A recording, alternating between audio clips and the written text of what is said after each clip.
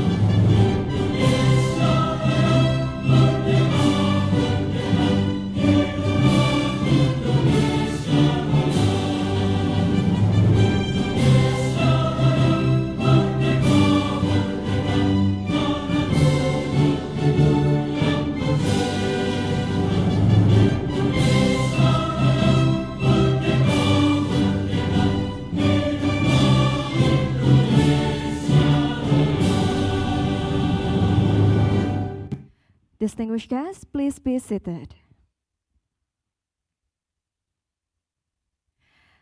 Ladies and gentlemen, the SAIL Dialogue on Internet Safety aims to address the critical issue of misinformation in Indonesia and beyond. The purpose of the event is to launch and discuss significant research findings and foster collaborative efforts to combat misinformation in Indonesia and the expansion to Asia Pacific. So without further ado, may I first welcome Bapak Yose Rizal Damuri, Executive Director CSIS Indonesia, to deliver his opening remarks.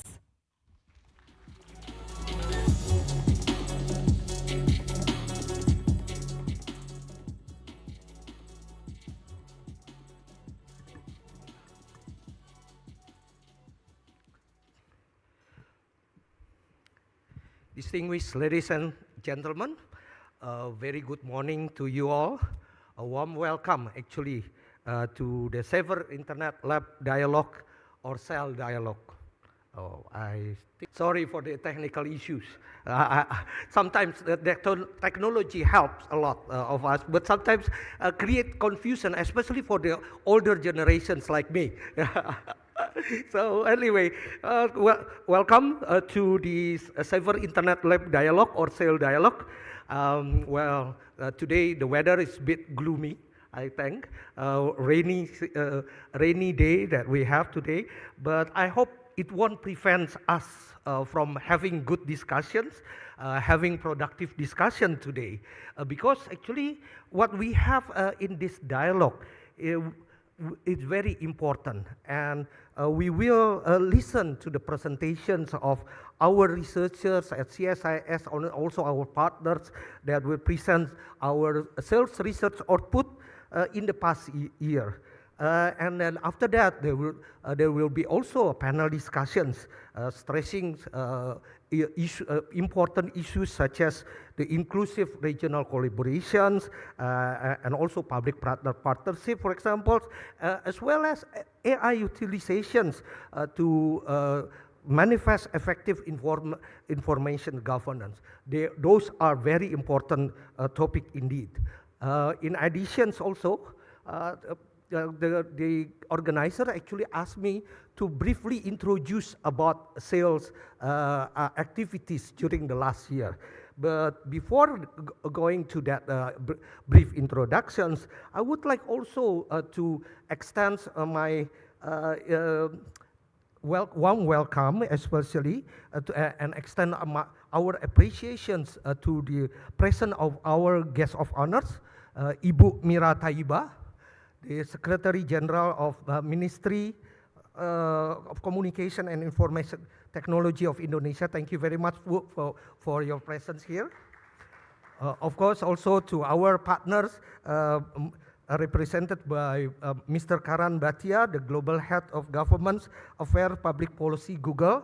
Thank you very much, sir, for the support and for collaborations.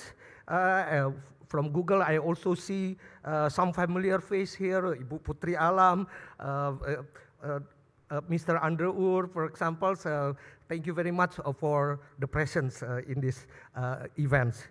I also would like to welcome Ibu Ida Rumondang, the Sipahutar, the Head of Researchers Group of OJK Institute. And also to our speakers of panel discussions, welcome to our events, and then thank you very much for your presence. There is Mr. Zhangzak from Google, Mr. Jonathan Ghee Tiong from ASEAN Secretariat, also Mr. Miklos Gaspar from UN Information Center, and Ibu Anita Wahid from the Public Virtue Research Institute. So, well, I was asked by the organizer actually also to introduce a little bit about a SAIL, and you can say that you can see that a SAIL is intended to know more or to make the internet safer by trying to look at, by trying to know and to understand more about various issues related to the digital platforms. And we started our endeavor to make internet safer since the end of 2022. And we are very fortunate actually to collaborate with Google in this initiative. Since its establishment, SAIL has always employed multidisciplinary approach to fully capture the phenomenon of information disorder. And I think through the partnership with Google, we also identified the policy problems of these informations carefully and also try to have some measures or give some recommendations accordingly. In order to achieve the objective, we set up 3 working groups.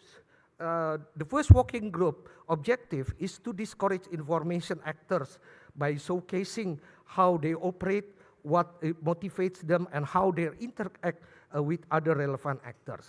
The second working group works mostly on the users by promoting the vital role of digital, political, and information literacy. And the third working group explore some alternative co-governance model of internet governance. So during the years, in order to achieve those objectives, and also with the 3 working group, we have several activities that I would briefly introduce here.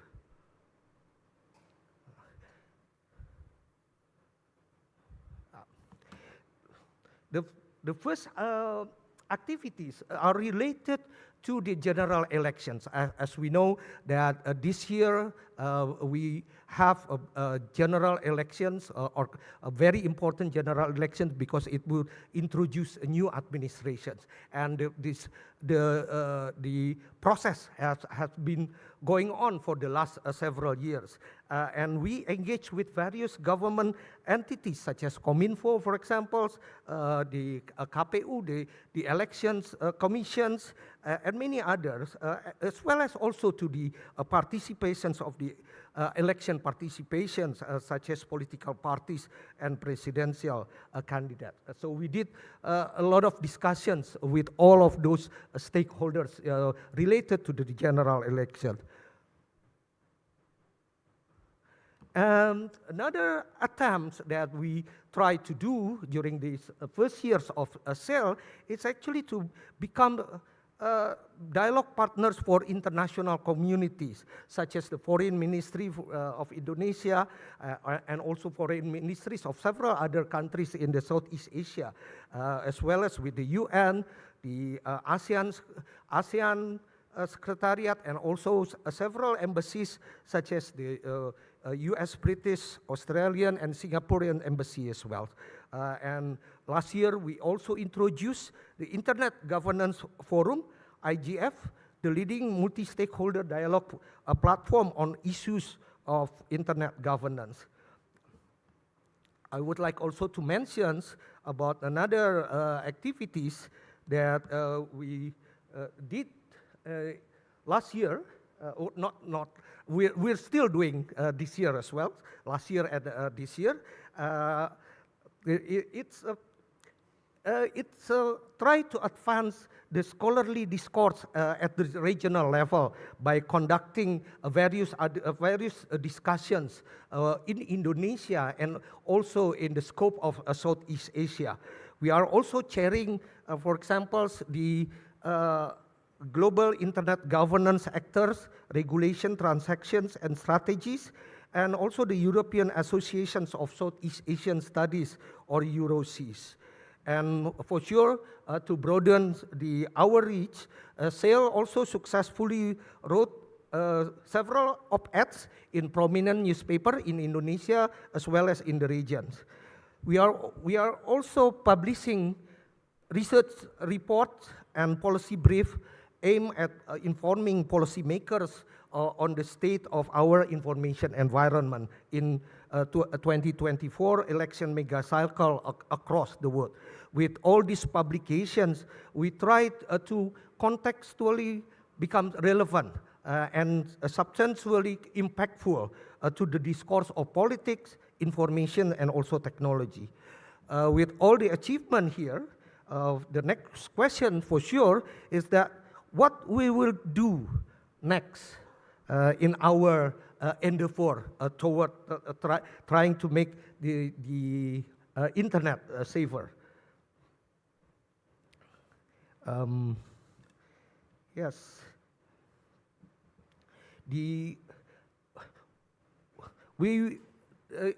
Next year, or the next step of our SAIL initiative is that we will try to expand our research team, positioning internet safety in Asia Pacific as an umbrella issue for issues such as deepfakes or online fraud, information manipulation and interference, and disinformation and democratic resilience.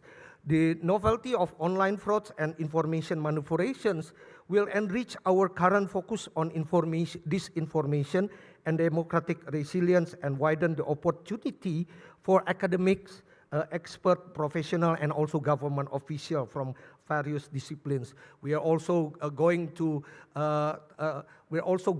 enter the new areas of disinformation, such as, for example, in the area of financial sectors and many other areas. One of the news that we would like also to share with you is that the SAIL has officially become the first Indonesia-based research hub to be a member of the global network of Internet and Society Research Center. This is a global scholarly initiative founded by Harvard, MIT, and Oxford University, along with other reputable research institutions that connects reputable institutions globally with similar objective. SAIL managed to become one member of this very prestigious network. I think I also like to give appreciation to our team and also, for sure, to our partners in Google. Thank you very much again. We really expect that this network collaborations will magnify the reach of our collective work while also playing a very important part as one of our censorship system. I think I should stop here my opening remark. Perhaps it has been a bit too long, but I really appreciate for all of you to making time to attend these events, and I really hope you will enjoy all the sessions we provided and also provide more suggestions to us. We are still very open to suggestions on what we're going to do, what we're going to endeavor for make the internet, the digital experience safer in the future. Thank you very much again. Thank you so much, Bapak Yose, for the insightful opening remarks. Thank you, Bapak. It is now my distinct pleasure to welcome Secretary General of Ministry of Communication and Information Technology of Indonesia. Ladies and gentlemen, please join me in welcoming Ibu Mira Tayyiba.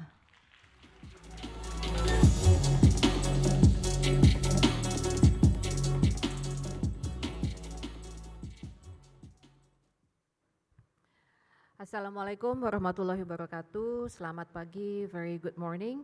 First of all, congratulations, Pak Yose. Only a year, but you already did so much. We expect more from you now. So, thank you, Bapak Karan Bhatia, Global Vice President of Government Affairs and Public Policy of Google. Bapak Yose Rizal Damuri, Executive Director of CSIS Indonesia, Director of the UN Information Center in Jakarta, Mr. Miklos Gaspar, Head of Culture and Information Division of the ASEAN Secretariat, Mr. Jonathan Tan Ghee Tiong, Head of Researcher Group of the OJK Institute, Ibu Ida Rumondang, Founder and Board Member of Public Virtue Institute, Ibu Anita Wahid, and esteemed speakers, moderators, colleagues, ladies and gentlemen. First, I would like to extend my sincere appreciation to CSIS Indonesia and Google for organizing this significant event.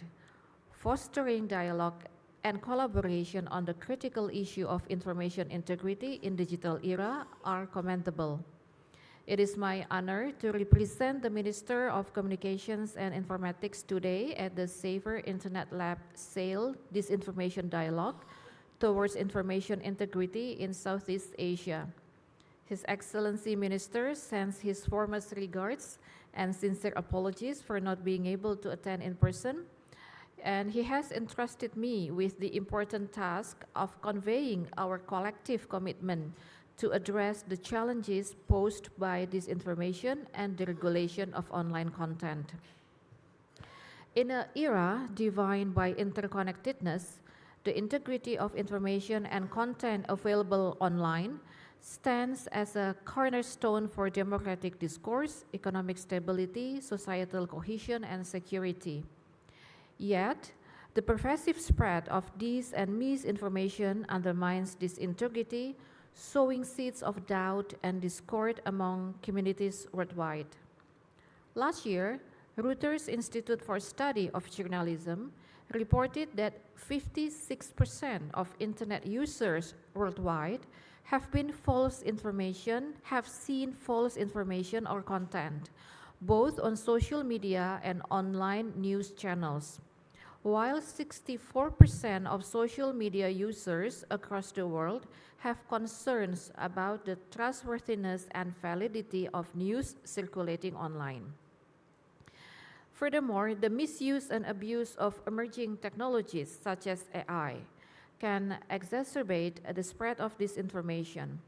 Some alarming examples are the creation of deepfakes and proliferation of synthetic information, which both can distort reality and deceive the public.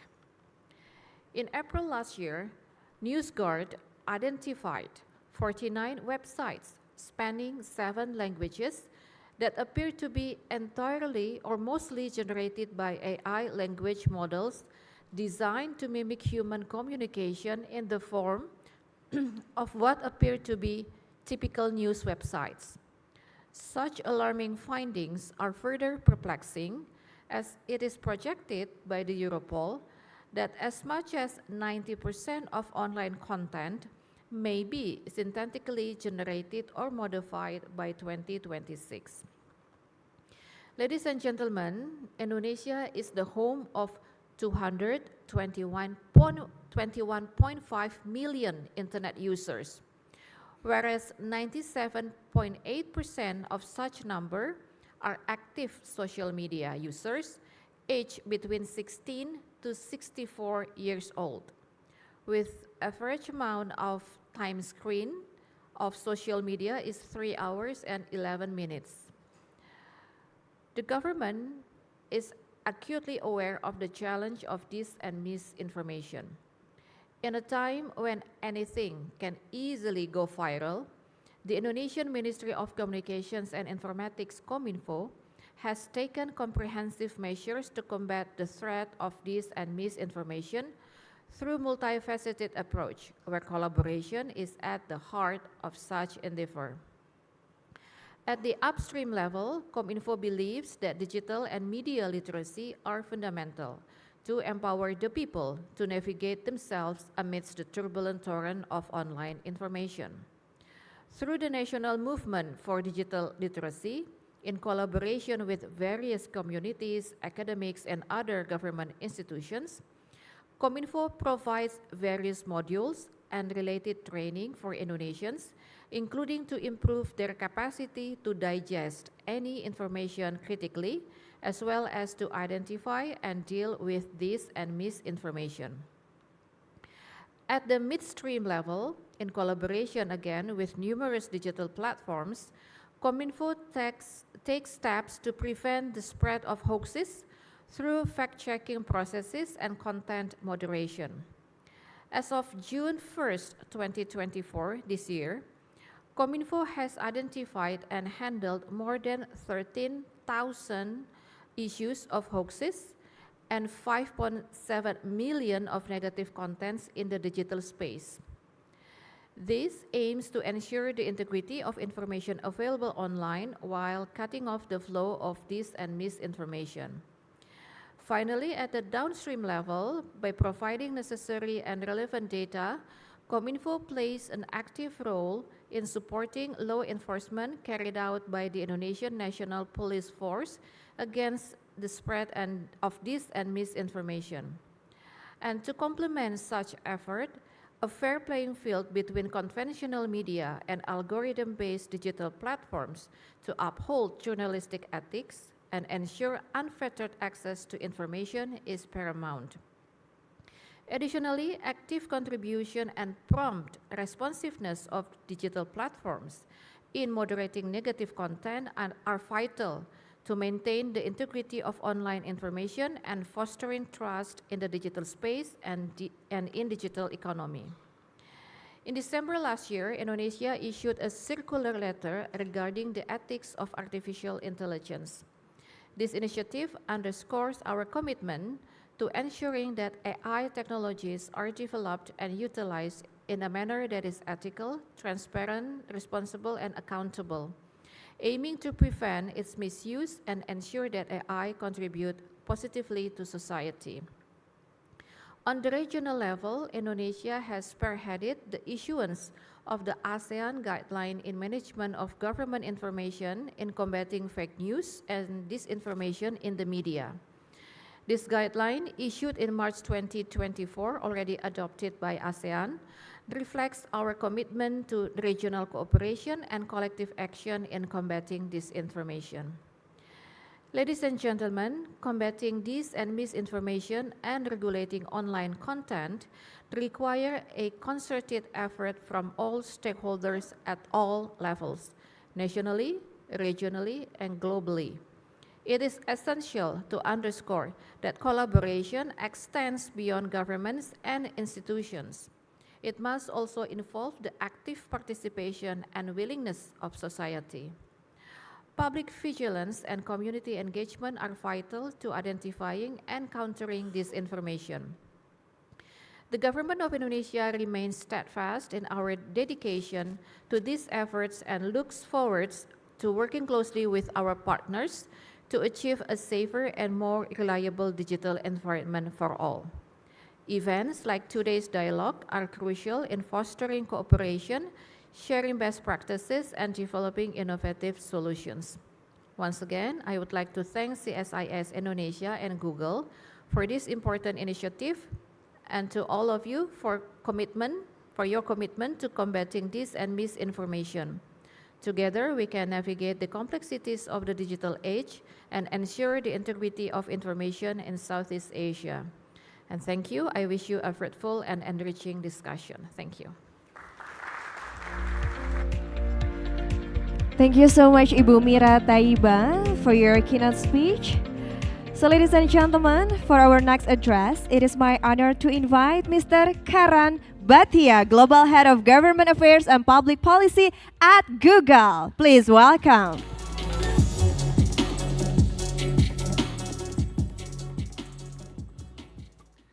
Good morning. Thank you all for being here today.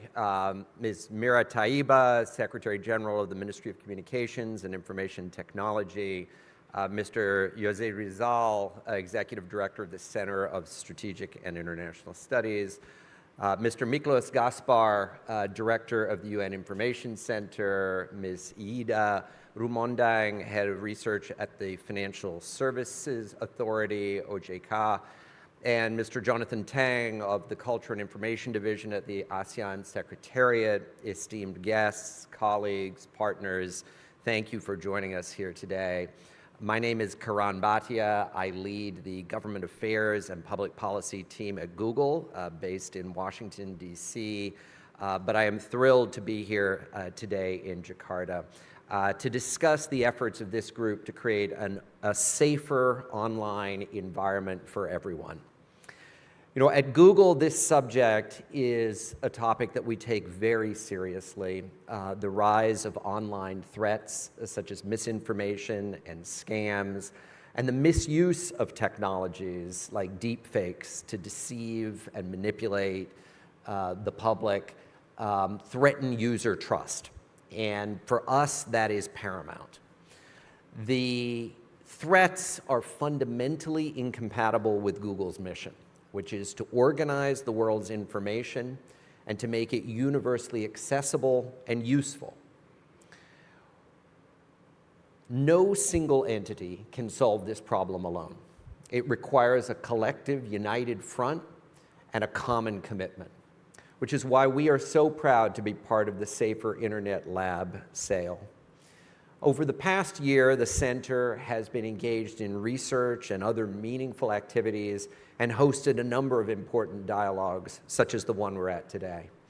The success of the center has led us at Google to want to do more. We want to be completely supportive of the expansion of SAIL across Southeast Asia and the Asia-Pacific region.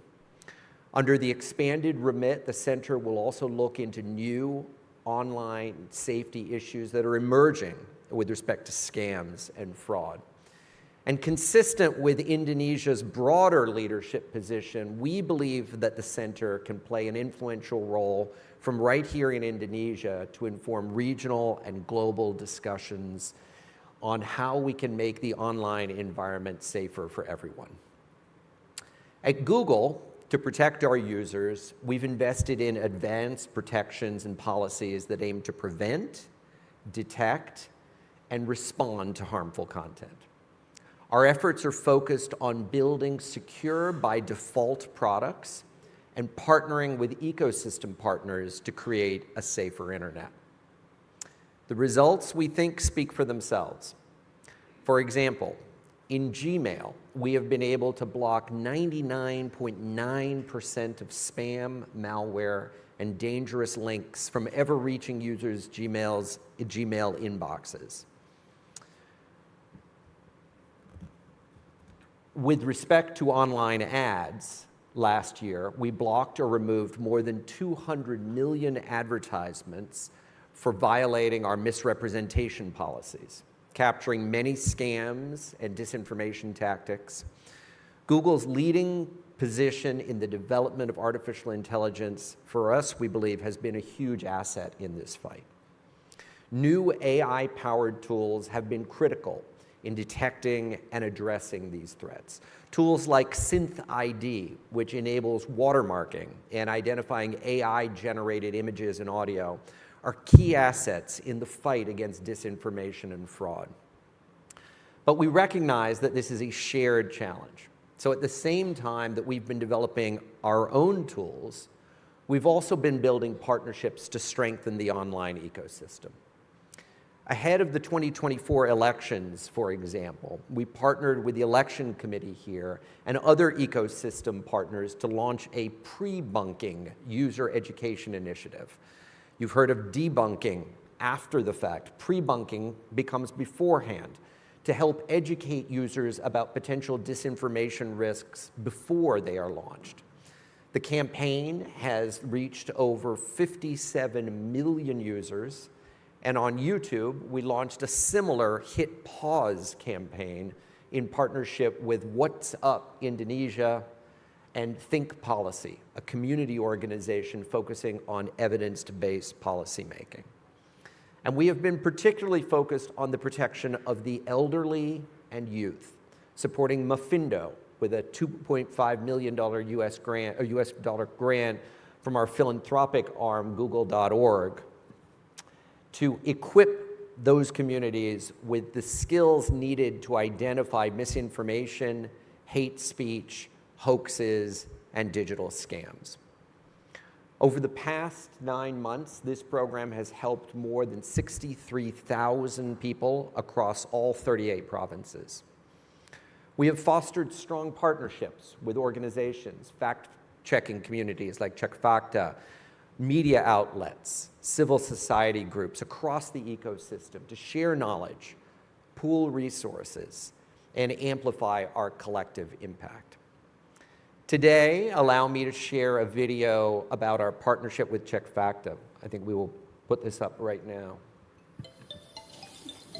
Bhinneka Tunggal Ika, keberagaman di atas persatuan. Ini yang harus menjadi salah satu aktivitas penting ketika kita mencari solusi-solusi atas segala persoalan yang ada di negeri Indonesia ini.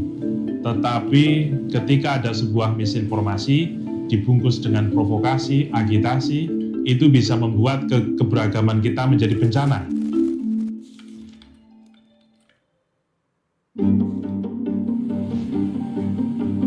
Ketika pasca pemilu 2014, polarisasi sangat tinggi di Indonesia, dan di sana kita mengalami banjir misinformasi.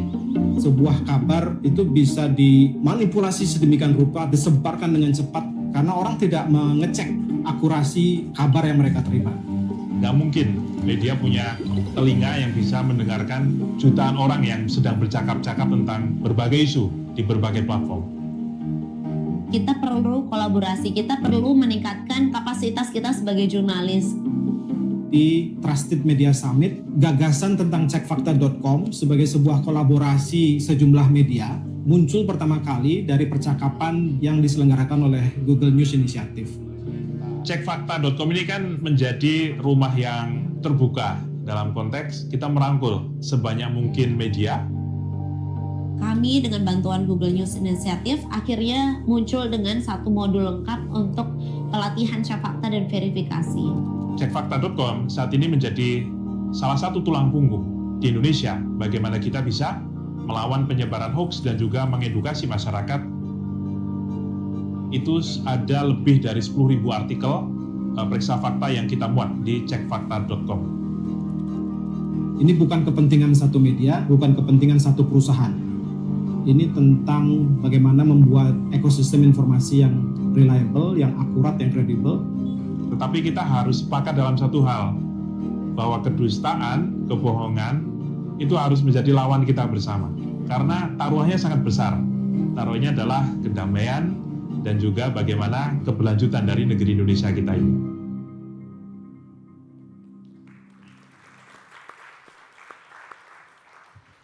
Thank you. We are very proud of our partnership with CheckFacta, and in fact, as of today, it has trained over 100,000 journalists and journalism students across the nation. Through our partnerships with CheckFacta and other organizations, we realized that while our efforts to promote digital and media literacy were good, we needed to do even more to address the root causes of misinformation. We identified a gap that we needed a deeper understanding of how this harmful content originates and spreads. We also recognize the incredible and unique potential of Indonesia with its rich diversity, Bhinneka Tunggal Ika, and strong spirit of communal collaboration, gotong royong, that they can be key assets in creating a safer internet. The realization led us to partner with the Center for Strategic and International Studies here in Jakarta to launch SAIL. As Mr. Yose said earlier, SAIL really has been a groundbreaking initiative that has brought together experts from diverse fields to study the disinformation landscape in depth and to inform action.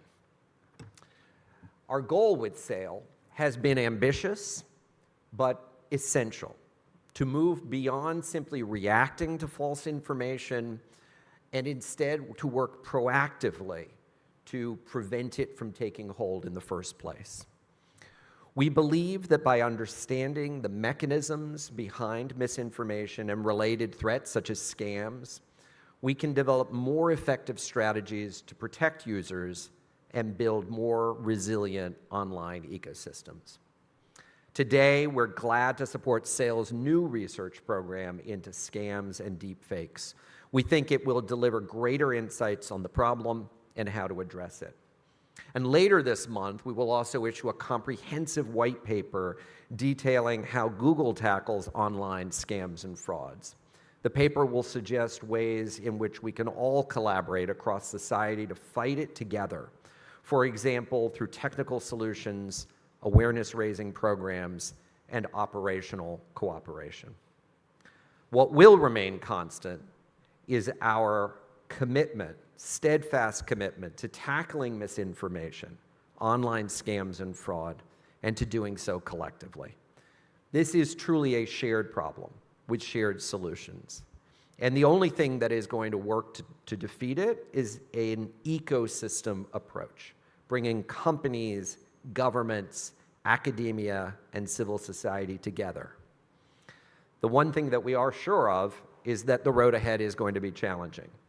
The landscape of online threats is constantly evolving, and we have to be adaptable and we have to innovate to stay ahead of those who would seek to do harm. We can harness technology itself, in particular the remarkable powers of artificial intelligence, to help people around the world navigate the online world safely while combating those threats. This is a shared challenge, and we want to lean in. Here in Jakarta, I am filled with optimism, actually, inspired by the collaborative spirit that I see embodied by Gotong Royong. Together, that I am confident that we can create that more safe, more trustworthy internet for us all. Terima kasih. Thank you. Terima kasih Bapak. Thank you so much Mr. Karan for the insightful keynote speech. It is now my distinct pleasure to welcome Ibu Ida Rumondang H. Sipahutar, Head of Researchers Group OJK Institute, to deliver her keynote speech. Please welcome.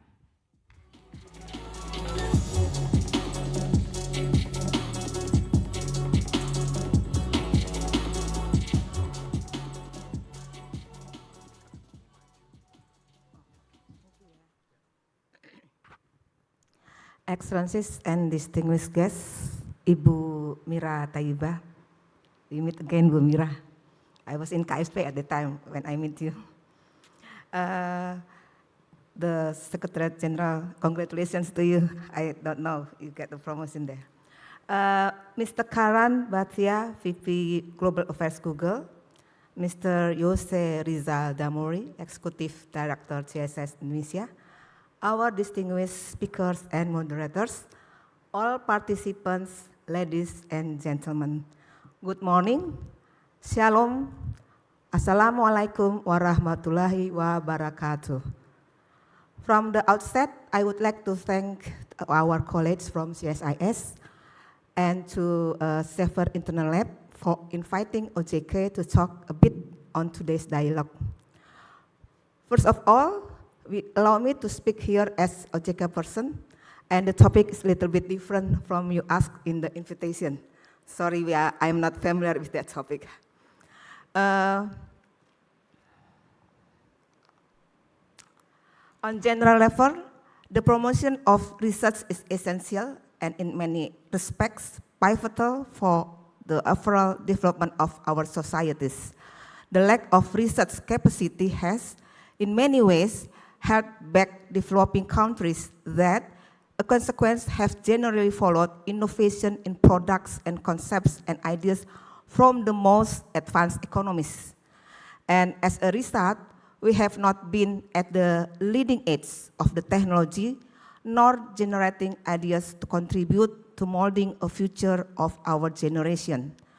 The commitment to developing research and innovation is not only essential to addressing the technology information advancement, but it is also essential tool to delivering long-term economic and social prosperity, without which will not be able effectively address the usage of technology as a game changer towards Indonesia Mas 2045 and meet the United Nations Development Goals 2030.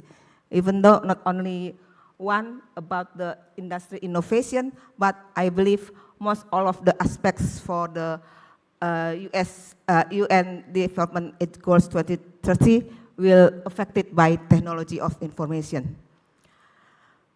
Ladies and gentlemen, we need to remember how big is our country, how many islands we have. Here, I was in Labengki, small island in the Sulawesi Tenggara last 2 weeks, and I was amazed. Thank you for Telkomsel building such big tower in a really remote area. so I can communicate with my colleagues in Jakarta doing our works in our holiday. Still, we can manage our job here. All area in Indonesia has to be covered by good signal and high quality of telecommunication network. I remember about 5 years ago, before COVID, I think how many percent it's coverage of telecommunications. So we came to many places to ask for building telecommunication tower like this, or maybe Wi-Fi, and thankfully, Bakti, Kemenko Perekonomian, Kemenkominfo, Kemenq support our wish to have the good telecommunication network cover all of Indonesia.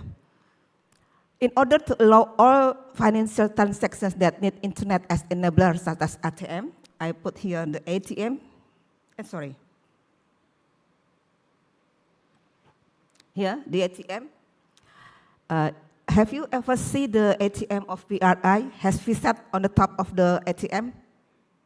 Maybe not in Jakarta, but in remote area, we need really internet through VSAT for doing the ATM. There is a new terminology I have learned from the Anita Wahid report that in Bank's Eyes in the Sky. According to her, data and intelligence satellite profile are being leveraged on a wider scale within financial services in areas such as financial inclusion and climate risk. Indonesia is a highly connected country with roughly 171 million internet users and is becoming increasingly mobile with the world's fourth largest number of mobile cellular subscriptions. We are a big country. The market of online and mobile media is rapidly catching up the television, the one that we used before. So the high penetration of social media platforms with 130 million Facebook users, the world's third larger audience, and 11th Twitter million users, the 9th largest in the world. It's in April 2020. So you can imagine how much now, because Indonesia is growing rapidly with the internet system.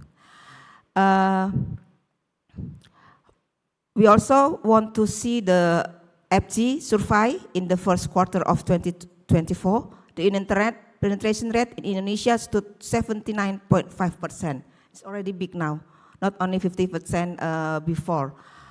The technology innovations have taken place in virtually every field of business, including financial service. Based on survey by Indonesian service provider, internet service provider, ABGI, 68.7% of internet users in Indonesia felt it was safe to perform transactions over the internet, and only 5.3% feeling it was unsafe. But still 5%, we have to combat this shortage. From ABGI survey, we understand that it's important for us to have inclusive, safe, and sustainable internet safer. According to data published by Bank Indonesia,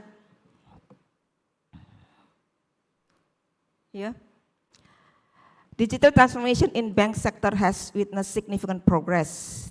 This is evident in the substantial growth in money. We were talking about increase before. It's already 66%. And digital banking transactions in 2033. In contrast, ATM, debit card, credit card, all are only 0.7 increase in 2023, even declining compared to growth in 2022. Moreover, SMS and mobile banking transaction volume and value have shown significant growth from 2008 to November 23. So during COVID, we have so high or very fast in the increasing level of mobile banking usage. Maybe because with mobile banking, we can access the bank system anytime, anywhere. And maybe not anytime, anywhere, but there are also a lot of transactions that's rather than only transfer. Latest innovation in financial service digital transformation refer to embedded finance here.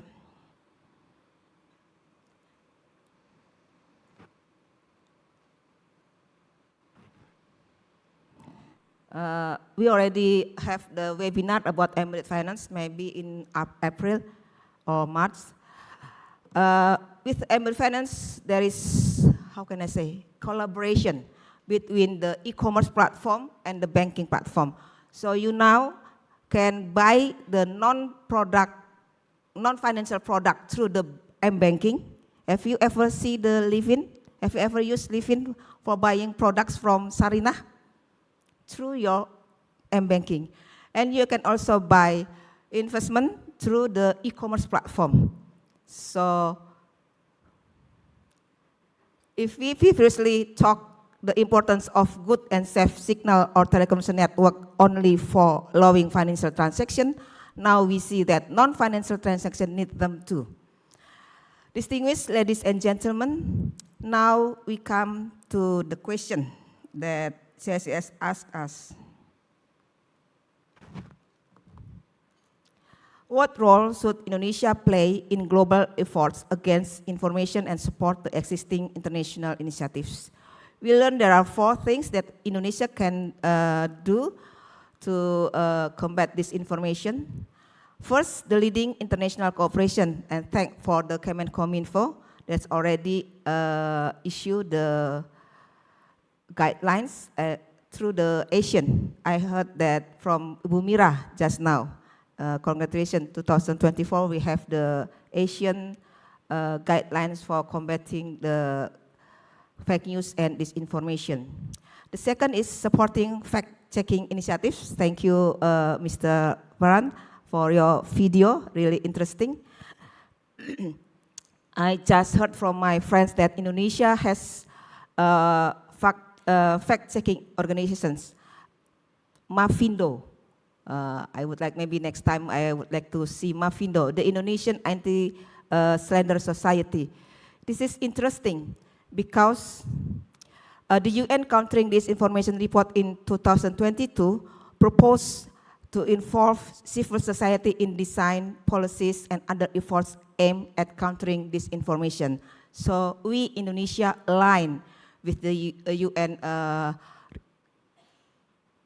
reports of disinformation. In the scope of financial service sector, OJK is also making an information system. We are going to have database on people who related to fraud. We call it RP OJK si pelaku. So it's not issued yet, but we are doing on it. And then, as always, OJK always said about literacy, but now it's enhancing digital literacy. The goal of enhancing digital literacy is to endorse the positive usage of the internet.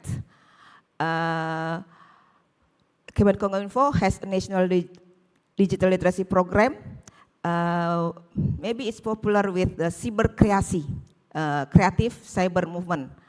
This is good, and cyber kreasi has the vision of being an Indonesian society that is empowered and capable of digital literacy as a pillar of sustainable development. So this is really good. We can say that Indonesia can be a digitally sovereign global society. In OJK, within our financial literacy program, as usually, we are trying to do the financial literacy program, but not only financial literacy program, but also we, OJK, with the financial service companies, provide the understanding of digital financial products and services, as well as tips and tricks for mitigating risk associated with the technology. And the last one is the roles of financial service sector in countering disinformation. Because our area is financial service, so we ask the financial service companies to, how can I say, to strengthen their IT, to save their system, so all of the transaction, all of the information given are true and the facts are real. Maybe you can see in the website of OJK, there are a lot of regulation for banking at the left side, and then for BPR and BPS, and for non-bank financial institution and for capital market, and for the education and protection. We see that the one that we always renew is about the customers protection. The first is in 2013, and then the second in 2022, and now in 23 we have the new one about customers protection, because this is really important. Distinguished ladies and gentlemen, I raise all of the issues here, the urgency of internet safety to support in development of financial service, because ultimately economic growth underpin Indonesia's social stability. This is important. And the internet safety is very important for meeting the benefit of having financial sector existence in the digital economy. I have expressed a few ideas before. I hope this forum provides the opportunity to learn, especially for people who related to the result of policy research done by the Safer Internet Lab. For the better future of Indonesia, we call upon all stakeholders of internet safety to collaborate and embrace the commitment on combating misinformation in Indonesia. Thank you for all of us here in this room, and I look forward for productive and engaging discussion. Wassalamualaikum warahmatullahi wabarakatuh. Waalaikumsalam warahmatullahi wabarakatuh. Ibu, please kindly remain on the stage for taking group photo together. And we would like to invite the following distinguished guests to join us on the stage. Ibu Mira Tayyiba, please join us on the stage. Bapak Yose Rizal Damuri, Mr. Karan Bhatia, please join on the stage. And we would like to invite Ibu Putri Alam, Mr. Andrew Ure, Mr. Jean Jacqua, Ibu Medelina Henditio, and Bapak Philips C. Vermonte. Please all distinguished guests on the stage. We are going to take a group photo together. Yes, and the photographer, please stand by. Yes, and please take your position, the media and the photographer. Okay, we're going to take a picture twice, ladies and gentlemen.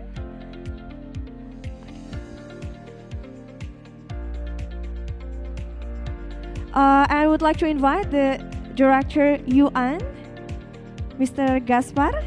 Please join on the stage. And Mr. Jonathan, please join us on the stage for taking a group photo together. Yes, and photographer, please take your position. The media. Okay, so we're going to take the picture twice. Okay, please take your position. Yes. Okay, so the first one, the formal pose. Okay, please go a bit to the right. Yes, go a bit to the right, sir. Thank you so much. Okay, 1, 2, 3, the formal pose. Okay, second one, please the free pose as you like. 1, 2, 3, and 4. Okay, please remain on the stage. One more time. Okay, one more time. Please take a look to the center of the camera behind. 1, 2, 3. Okay, once again. 1, 2, and 3. Okay, please give a big round of applause. Thank you so much. Thank you so much for the participation, ladies and gentlemen, and all distinguished guests. You may return to your seat. Thank you so much.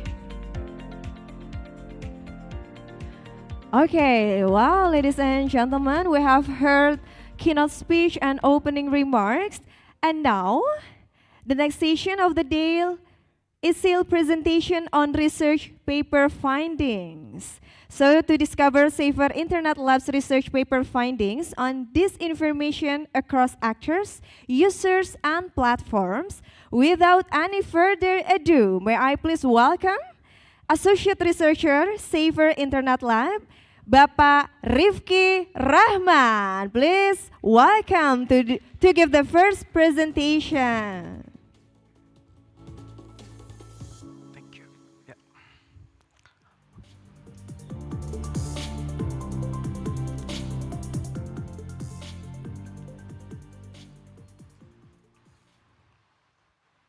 The slide, please.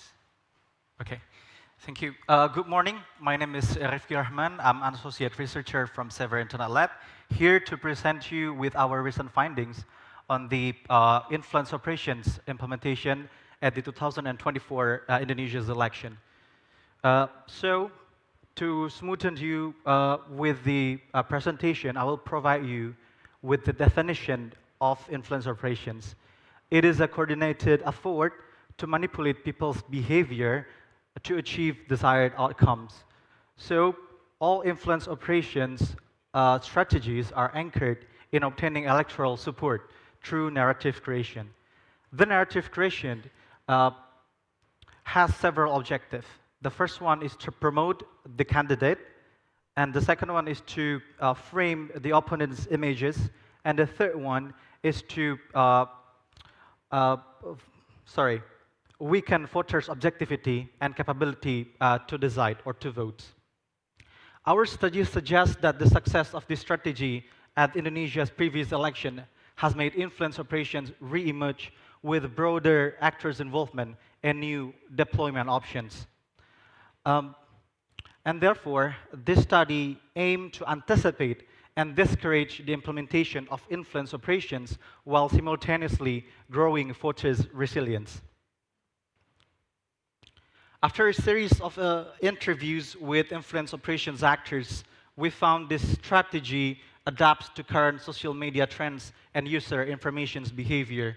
We have conducted dozens of interviews with actors from political parties as well as the campaign teams, and found that they did develop their strategies around this notion.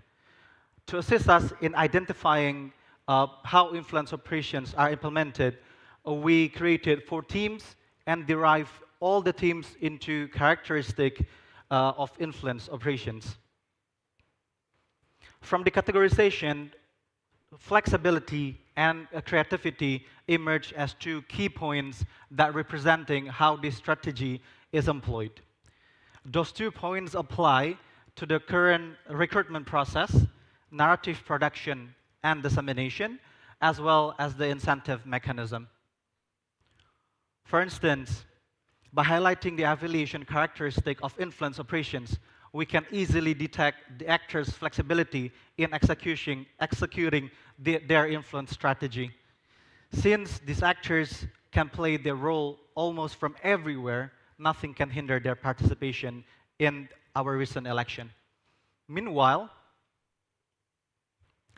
the manipulation techniques manifest by capitalizing on the technical gaps.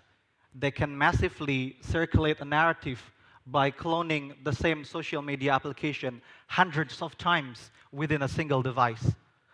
These 2 examples and other findings from our study signified how flexible and creative the implementation of influence operations can be.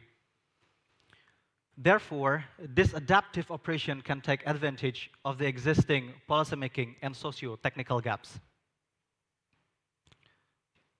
However, we have also discovered that actors in influence operations extend beyond those seeking electoral support. This tactic also dragged non-political actors responsible for organizing Indonesia's election, the electoral management bodies. Influence operations not only exploit socio-technical and regulatory gaps in the electoral system, but also pull independent entities into their playing field, whether directly or indirectly. We then understand that influence operations are multifaceted problems. It is a policy formulation problem, also a policy enforcing problem, as well as technological design problem.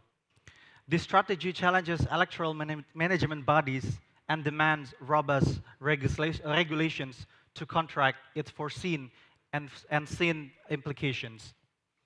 In the electoral sector, influence operations are developed rapidly, leaving behind the policy's readiness to regulate such operations. Therefore, SAIL tried to address this issue by promoting a co-governance approach, which could address the issue of influence operations holistically and collectively. And to explore the co-governance approach further, I will hand this presentation over to my colleague, Sherly Haristya, and thank you very much for your attention. Thank you for your presentation. And for the next presentation, we invite Ibu Sherly Haristya, Associate Researcher, Safer Internet Lab.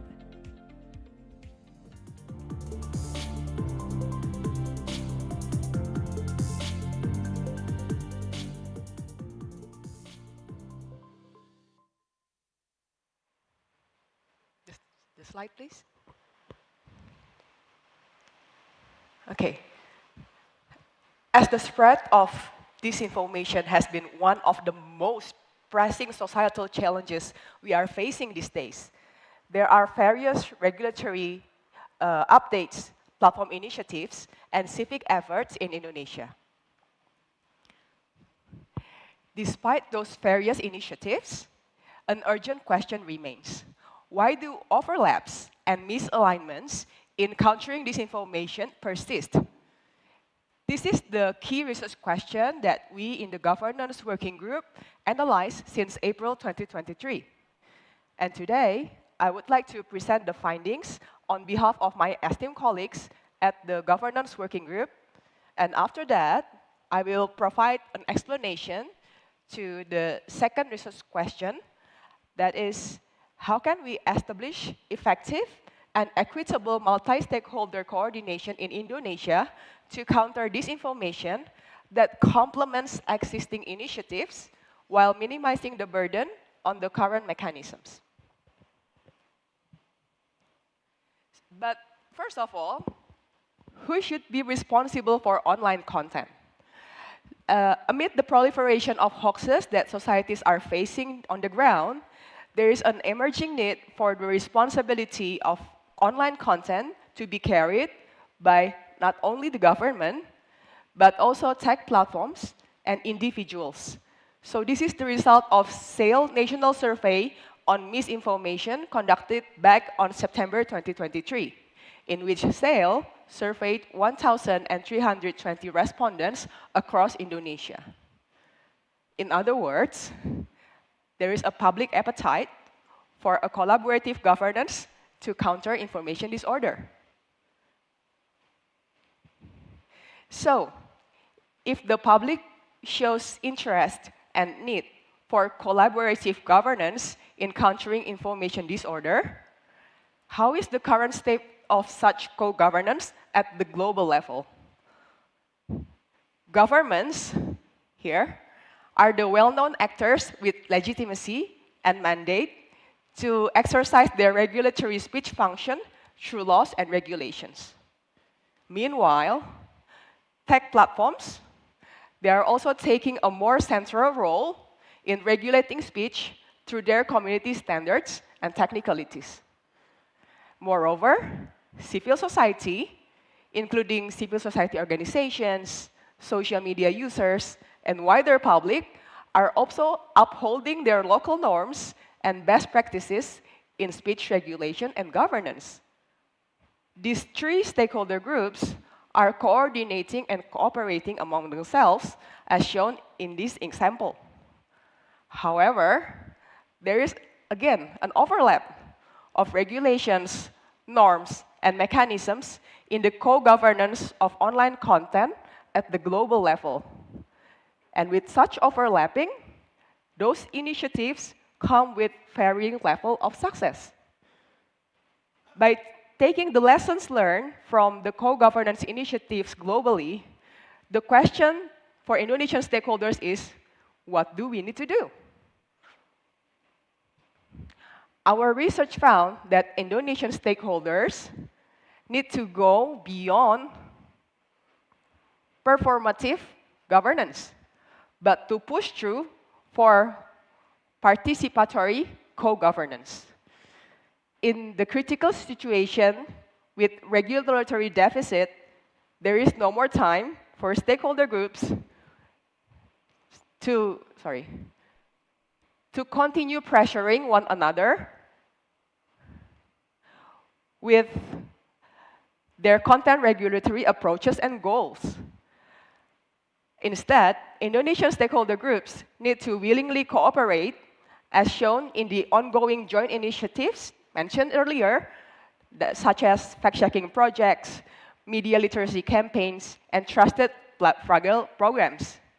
However, Indonesia should aim for more sustainable, holistic, and participatory co-governance so that various stakeholder groups can regularly, inclusively, and meaningfully deliberate to reflect together and develop online content-related principles, guidelines, policies, and practices. So in sum, these are some recommendations for the future of online content governance in Indonesia. First, codify. Multi-stakeholders in Indonesia need to agree on the set of national level principles that underpins the more practical level cooperations, such as responsibility and accountability, transparency, user empowerment, and/or balancing rights. Commonly agreed principles enable policy-driven decisions instead of discretion-based. Indonesia can refer to international best practices, such as EU Strengthened Code of Practice on Information 2022, or Australia Code of Practice on Dis or Misinformation 2021. Second, converge. Each stakeholder groups needs to strengthen their commitment and their internal processes before Indonesia can have a more formal and institutionalized space and means of content governance. That way, first, government's regulatory capability to formalize open consultancy mechanism to integrate inputs from civil society and tech platforms.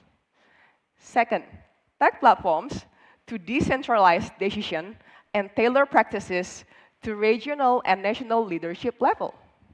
And third, civil society groups to increase their internal and external legitimacy. Only after the above steps are fulfilled, Indonesian stakeholders can revisit and reactivate the form and spirit of National Multi-Stakeholder Discussion Group on digital governance issues, such as the Multi-Stakeholder Advisory Group on Indonesia Internet Governance Forum, or known as MEC of IDIGF. Third, to collaborate. Those stakeholder groups, they can collaborate through three-way transparency and trust-building measures, such as through an integrated disinformation dashboard, content takedown request fulfillment statistics, and adaptive appeal mechanisms. The commitment of state and non-state groups in Indonesia to have a space and dialogue to carry out digital responsibilities hopefully will shine a light in the complexities of online content and social media regulation and governance worldwide. With that, I thank you for your attention, and I would like to give the floor to our next presenter, Noory Okthariza. Thank you so much, Ibu Sherly Haristya. And for the last presentation, please welcome to the stage Bapak Noory Okthariza, researcher CSIS Indonesia.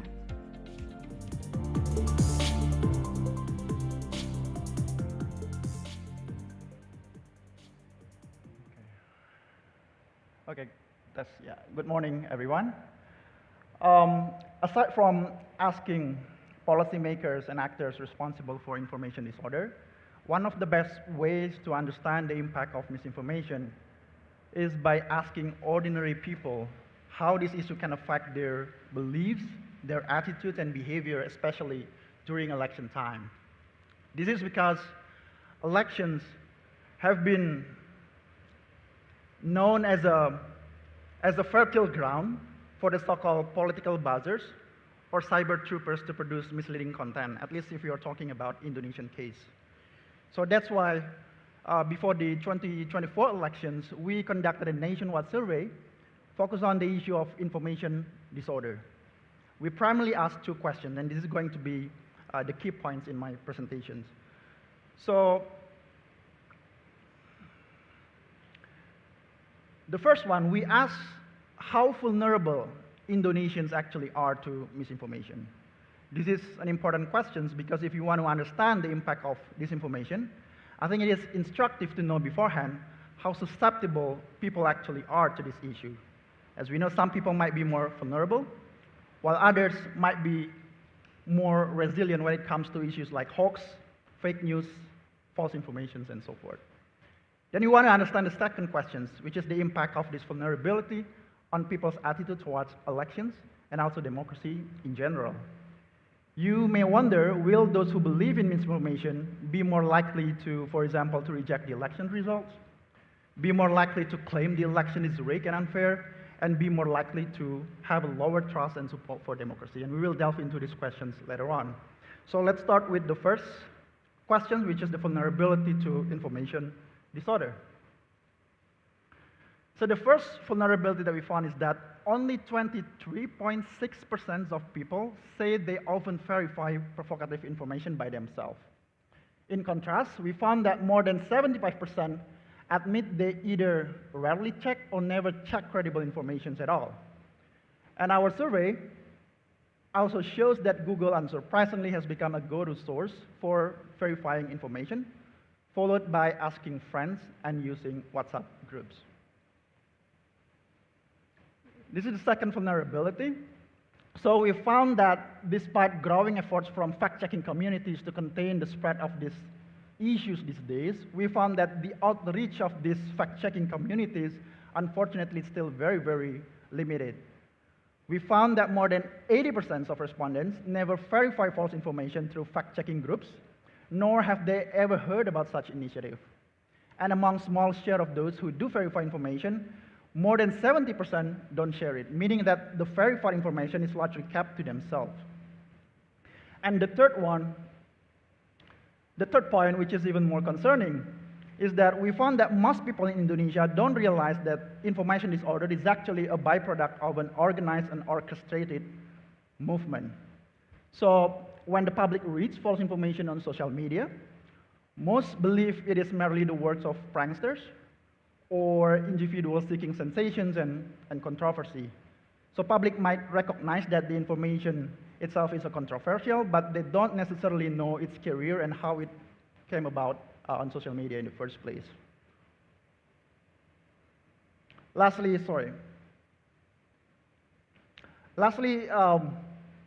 it is perhaps safe to say that on the left side, the information literacy program are not yet actually well established in Indonesia, because we found that almost 97% of our respondents have never engaged in various fact-checking activities, be it in the forms of training, in seminar, or workshops.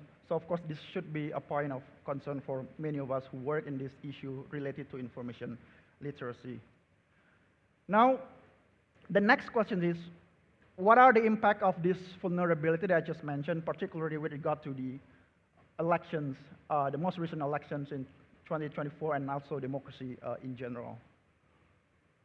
So the first impact is that having higher belief in information disorder has a perceptible influence on the level of trust in elections management bodies such as KPU and Bawaslu.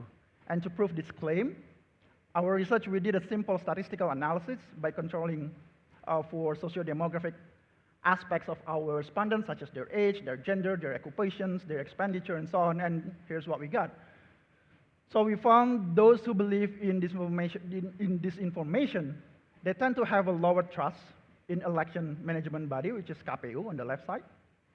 And the same is true for Bawaslu, our supervisory board of elections in Indonesia. So trust in Bawaslu is lower among those with higher belief in this information compared to those who don't believe.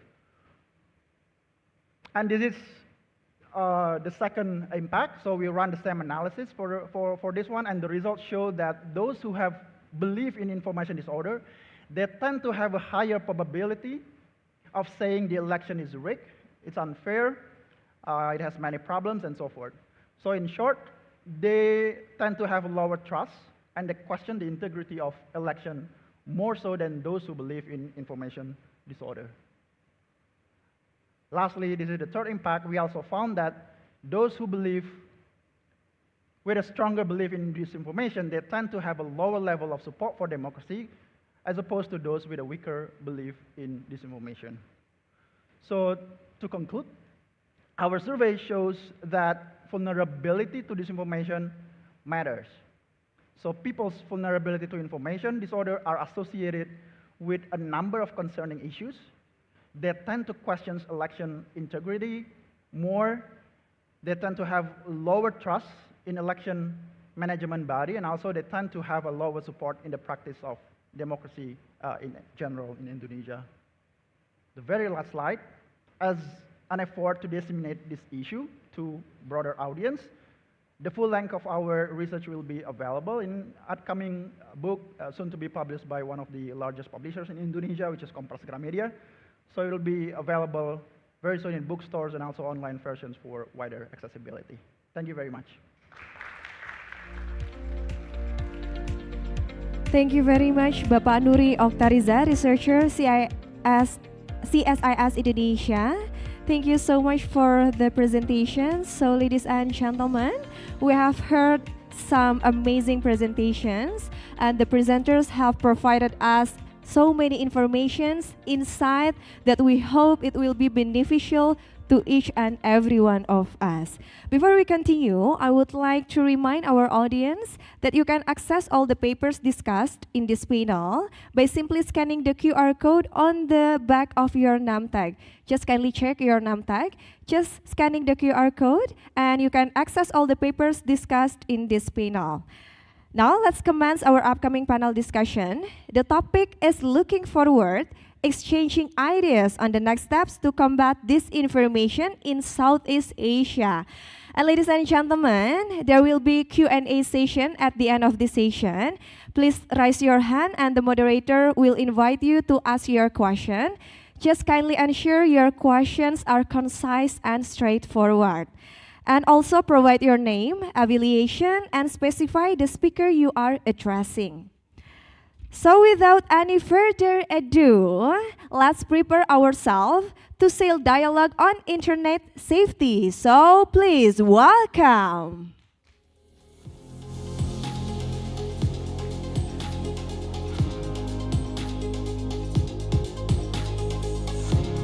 Please welcome our moderator, Bapak Philips J. Vermonte, Senior Fellow, CSIS Indonesia.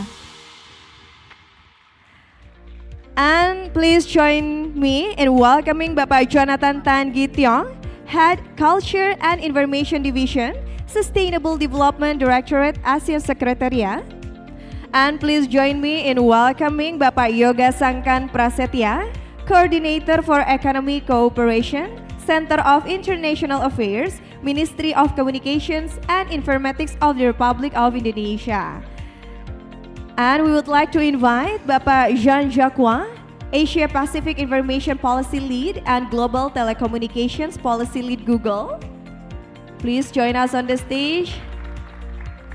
And we also would like to invite Bapak Miklos Gaspar, Director UN Information Center. Please give a big round of applause. We would like to invite Ibu Anita Wahid, Advisor of Public Virtue Institute. And last but not least, we would like to invite Bapak Prasetya Dwi Cahya, COO Think Policy and Co-Head Bijak Demokrasi.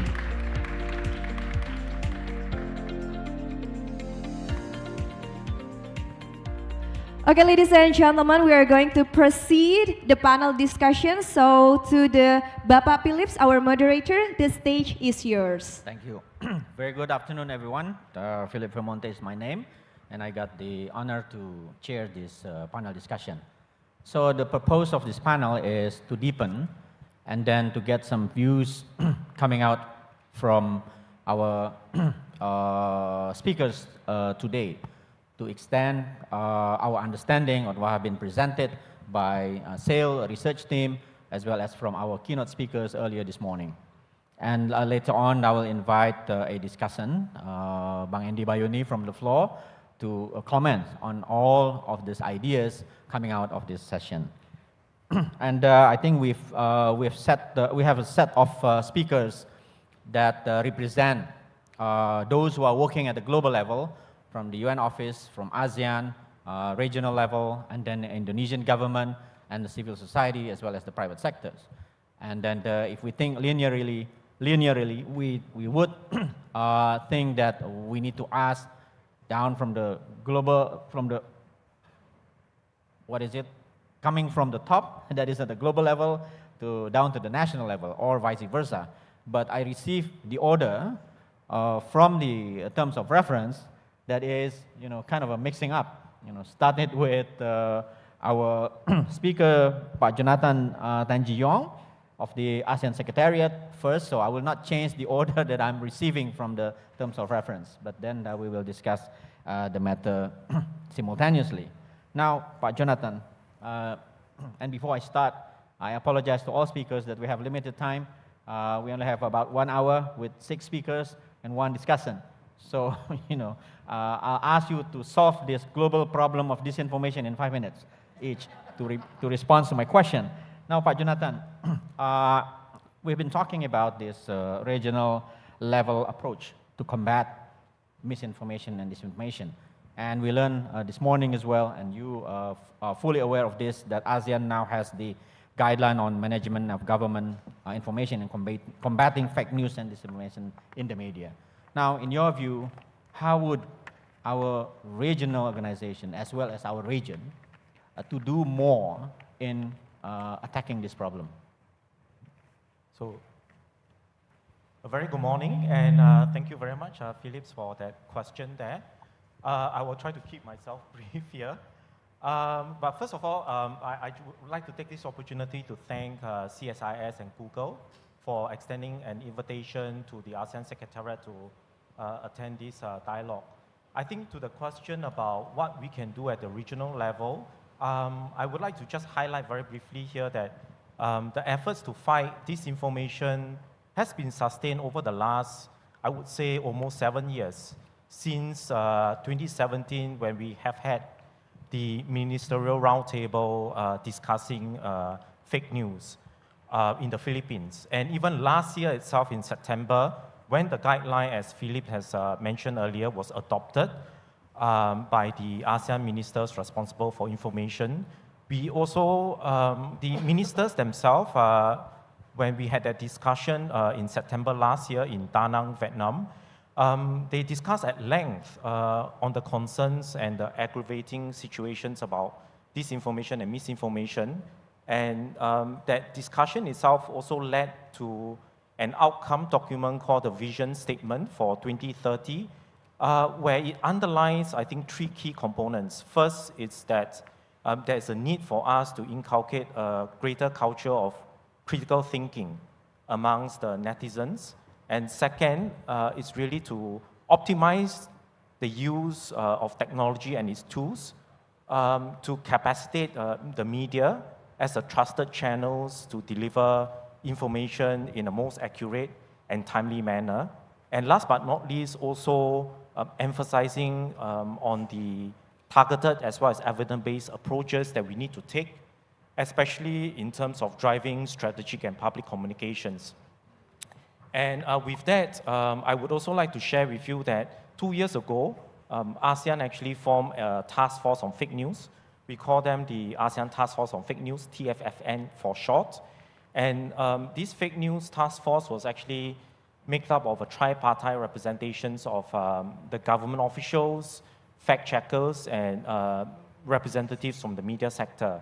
I would like to see, as we further, engage different stakeholders, that we would like to also open up to create regular interfaces with other important stakeholders like the CSOs and, of course, with the think tanks and researchers as well. And therefore, I do think that this Safer Internet Lab initiative is indeed very significant, because I think it underlines the importance of multi-stakeholder conversations on fighting fake news, for one. And of course, that it also illustrates that, governments themselves cannot work in silo to address this issue about fighting fake news, given that the pace, the volume, the reach, and the efficacy of fake news as a result of generative AI has has been in such a, has led us to such a situation whereby I don't think that any single party is able to manage and mitigate, the effects of fake news by themselves. And therefore, it calls for a more coordinated, multi-stakeholder approach. And I would also like to add that it's also very important that if you look at the World Economic Forum report that was put out this year, where misinformation and disinformation was actually identified as the most severe threat in the next 2 years and will remain so for the next 10 years, I think this really resonates with many of us who work in this space, that there is really a need for us to continue to foster a greater multi-stakeholder conversations in this regard. Yeah. So I think I will just stop there. Thank you. Thank you, Pak Jonathan. That was Pak Jonathan Tanji Siong. He's the head of the Culture and Information Division, Sustainable Development Directorate at the ASEAN Secretariat. Thank you, Pak Jonathan, for highlighting some aspects that happening at the regional level, which I think Indonesia, then I'll go to Pak Yoga Sangkan Prasetya, Coordinator for Economic Cooperation, Center for International Affairs, our Ministry of Communication and Informatics of the Republic of Indonesia. Now, speaking about the regional level, and we know earlier, Pak Karan from Google highlighting the leadership role of Indonesia, that the international community, at least at the regional level, expects Indonesia, given the size of the population and so on. And Ibu Ida earlier also cited the fact that we have about 79% of internet penetration. So given all these reasons, Indonesia become very important in implementing the guidelines.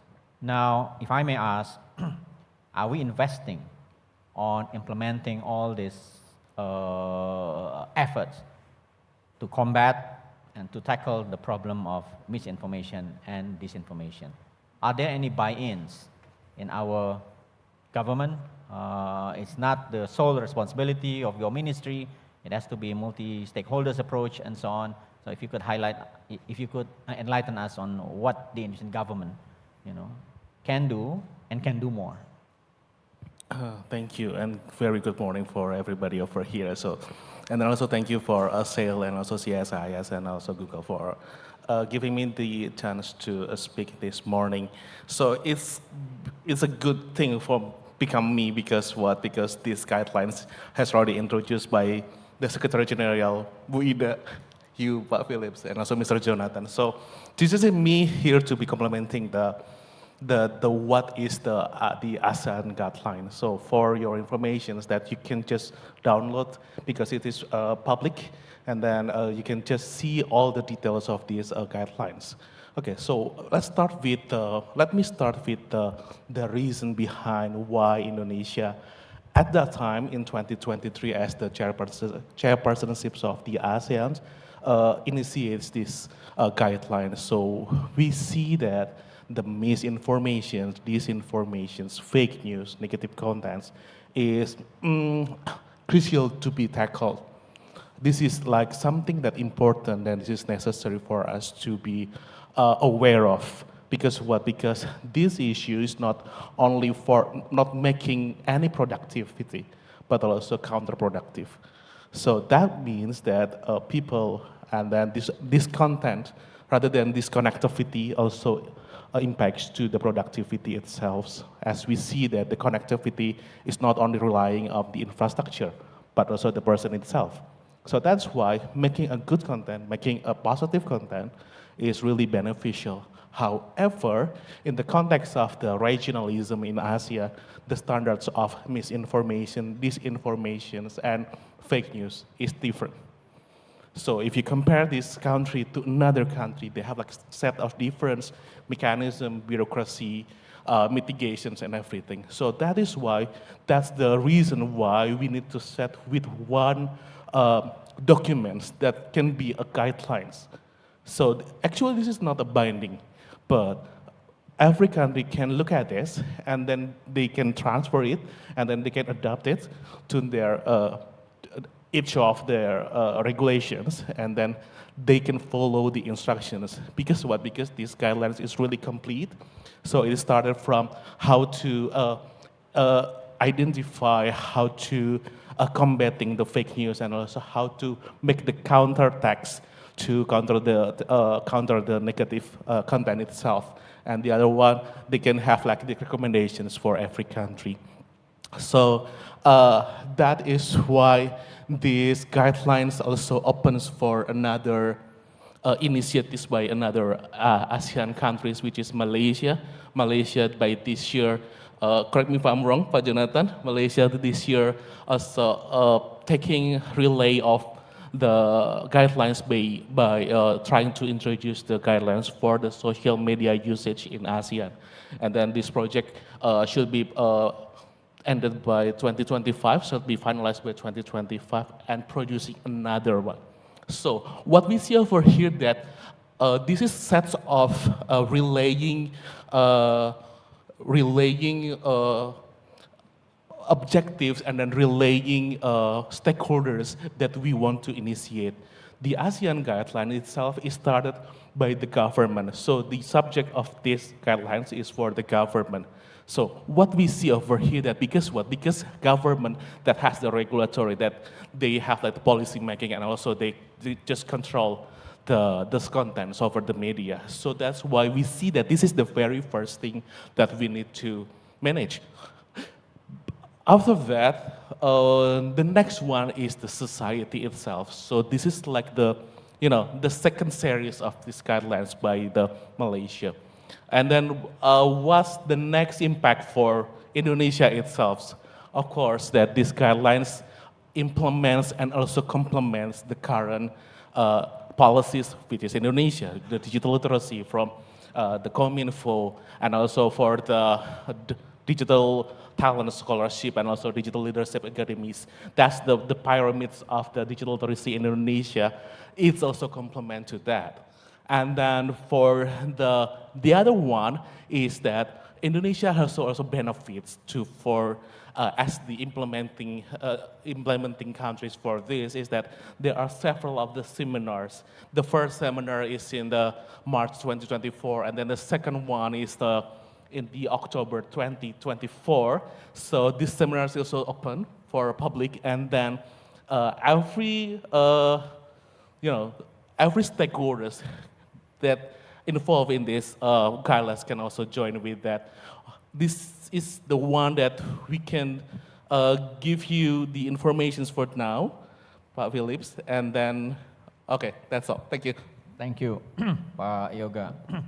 Now, I'm going to our next speaker, Jean-Jacques from Google, and then I've been a firm believer that tech companies really has a very significant role to play because all of this come through the platform of this technology. And of course, there are governments and civil society and so on, but it's happening in the platform. And then now with AI and then all this new development, how would you provide some perspective on this? How Google, of course, we've heard for Pak Karan earlier, but it is time to deepen Google perspective on this. How are we going to tackle this use and abuse of internet and now with AI in combating misinformation and disinformation? Thank you. We've got limited time. I could speak for many hours about this, but I'll try to keep it short. I think as Karan was alluding, we're looking at this through broadly 3 pillars on how to fight misinformation. The first one is the one that everybody thinks about, I guess, which is about countering disinformation in particular, the intentional sharing of false information, right? Taking it down. Then you've got delivering credible, reliable information, and that's key. You can't just take things down. You have to also have good, real stuff out there. And then the final thing is that we need to partner to get maximum effect. So let me dig a little bit deeper into each of those 3. In terms of countering, of course, it's a mix of technical solutions and people, processes, reviewing flags, for instance, from users or removals for requests from governments that inform us when we're seeing harmful content on our platform or illegal content in the case of government removal requests. And the technology is an interesting one because obviously it never stops, but we were seeing AI, and it's true that AI presents risks, but in this field it's also quite inspiring. It's got a lot of potential to help us to fight attackers much more effectively. What we're seeing and what we're starting to use, you heard the numbers, for instance, for the number of ads that we removed last year, over 200 million. Actually, that's a vast improvement and increase compared to the previous year, and that's because we've started using LLMs much more, so AI tools. We've been using machine learning for a long, long time to help us to sort of moderate, to analyze content at scale and identify bad content at scale, because we receive literally hundreds of thousands of requests every day to review bad content. But now really AI is maximizing our power to detect bad stuff. But not just that, it's also that once we're analyzing, once we're identifying bad content, we're also able to come up much faster with a response or a set of responses. So, and we're just at the beginning of this, and it's useful for mis and disinformation, but also more broadly for how we look at cyber safety and cyber security. So we're quite excited about the potential of AI to help us in these challenges. And maybe if I move on to the second one, which I think a lot of people, when they think about illegal content and misinformation, forget, which is it shouldn't be about taking content down. That's a very blunt tool in many ways. You can, especially if you think about mis and disinformation, there's always the risk that you take content down that's actually real. That you do need good information out there. You don't want to breach people's freedom of speech, freedom of opinion, etc.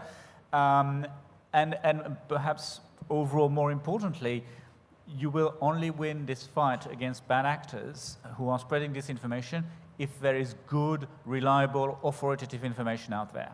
And that's why we try to do this on our own products by trying to provide more context to users. So for instance, when you go on YouTube, you do a search for a particular video, you'll get a number of results. Depending on the type of topic, you might get specific suggestions from more reputed organizations like the BBC, organizations that have been set up for a while, or the UN in some cases. For instance, if we think about COVID, for instance, we had the World Health Organization. We could point people to that when they were making searches on Google Search or on YouTube for sources of information. We do need those authoritative sources out there. We do need to motivate the creation of good sources, and that's why you heard earlier about the Google News Initiative and training journalists. We are training them, for things like being better able to analyze information and to do fact-checking themselves. But importantly, what a big part of the Google News Initiative is to train journalists to be much more digitally savvy, so that they know how to maximize their use of digital tools, they know how to rank their articles higher on Google Search, and so we can have those quality, traditional, authentic media represented properly on the internet and giving users much more context, being able to apply critical thinking. So I'm trying to rush through, and I'll be happy to come back in Q&A. And then perhaps just finishing with perhaps the most important one, because it's underpinning it all, which is partnering, right? And you're right, we're thinking about online misinformation and disinformation, but it's part of a broader spectrum, right? I mean, propaganda has been there since pretty much the first time that humans started living in society, right? So we've been living with this for thousands of years. Now we've got the situation has morphed, taken advantage of new technologies, which is what bad actors have been doing forever, taking advantage of new technologies. So we need to comprehend that. We need to come together. And so there's various strands with it, partnerships. The one that we've mentioned already, that is quite obvious, I think, to all of us, is awareness raising. So we do a bit of awareness raising ourselves. Karen was talking about the campaigns that we've run on, like the heat pause on YouTube, for instance. But in order to get to so many more communities on the ground, we need to partner with local organizations. That's what we've done really well here in Indonesia, both to sort of educate users, educators, so they can train students themselves, but also, again, a bit like we've done with journalists, we've helped some communities to understand better how they can use the digital tools and tell their own stories, so that you kind of counter the false narratives with real stuff. So that's on the kind of awareness raising front, and with we've got many partnerships already. We're very glad with that, including with the ASEAN Foundation. We've done an APAC-wide ASEAN-wide program, and that's continuing on online safety and misinformation. And we'd love to do more. We need to do more, including on sort of emerging or rapidly increasing threats like scams and fraud, which has just skyrocketed since COVID. We really do need to make a dent, and user awareness is going to be a major pillar, right? It's not going to solve everything, but it will be, it's a major foundation that we need to get. Research is the other one. Again, we really do need to understand what's happening. I've been very impressed by the work that Belsazar and others at SAIL have been doing over the past year, really trying to understand both how users are impacted and then trying to really sort of unpick how the bad actors are working.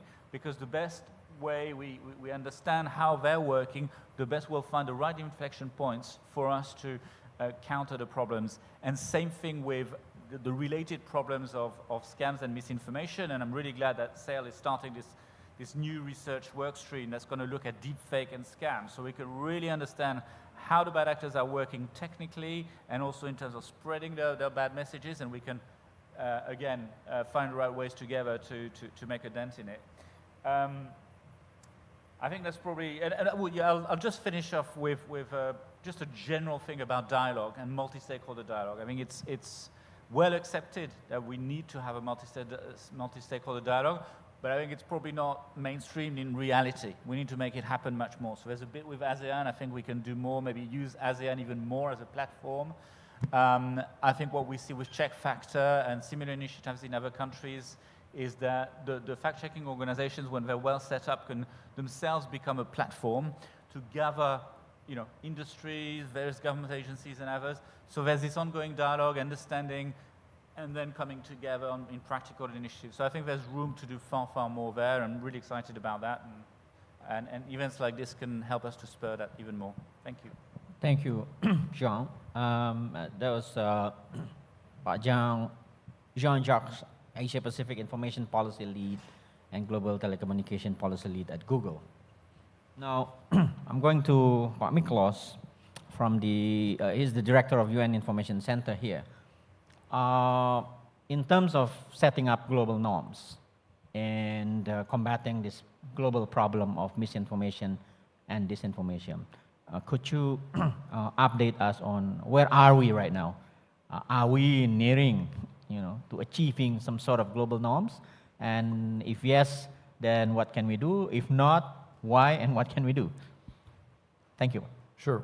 Thank you, Pa Philips, and good. I'm not sure if it's morning or afternoon at this point. I prepared some slides, but in the interest of time, you'll find those with all the materials of this event. I just want to run through a few points quickly. So we've heard this morning many terms: misinformation, disinformation, fake news, hoax, which is a term in Indonesia is used often. For the UN, there are really three terms, and John already alluded to the key difference. Misinformation is false information that's spread by mistake, because somebody doesn't know better. So it's not good, but okay, well, mistakes happen.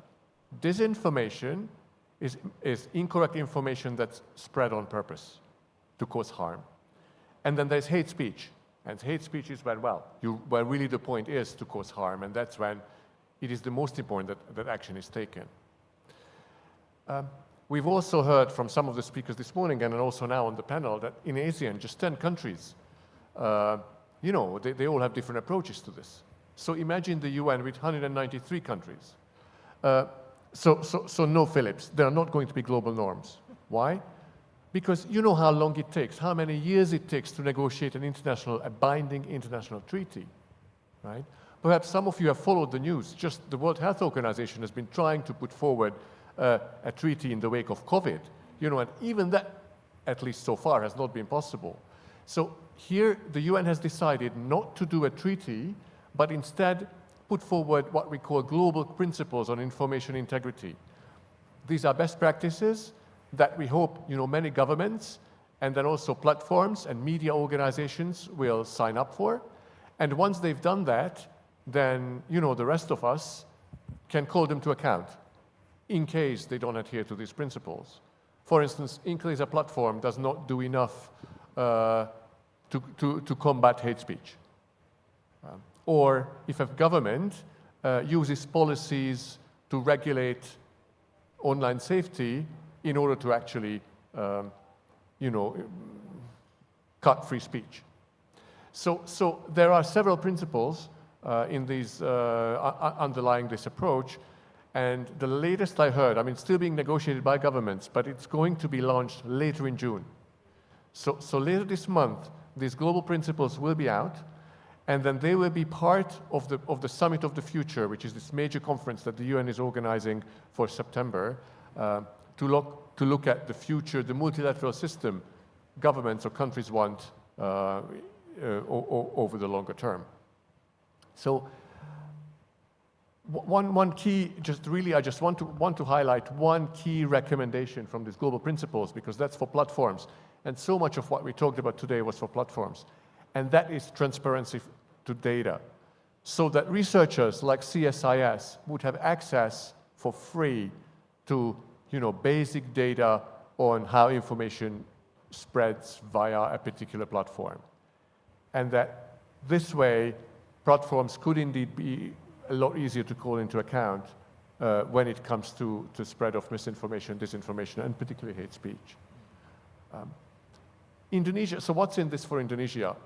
First of all, there was a global consultation done at the end of last year on what stakeholders in different countries would like to see in these global principles. And we led that at UN in Indonesia, here for Indonesians, and we had people from Kominfo, academia, including CSIS, the media companies, and also CSOs, and then a lot of that feedback was fed into the preparation of these global principles. Now, for Indonesia, let's say for the government, if it signs up to these principles, it will be useful because it can use it as a basis for any new legislation or decrees that it wants to put forward, to show that these are indeed based on international best practices which want to walk that fine line between combating misinformation, disinformation, and hate speech, and at the same time not curtailing freedom of expression and free speech. Another way this can be useful is that in this conference we heard from Google, but all the social media platforms are present in Indonesia, part of our lives. As we heard, 90% of Indonesia's over 200 million internet users use social media.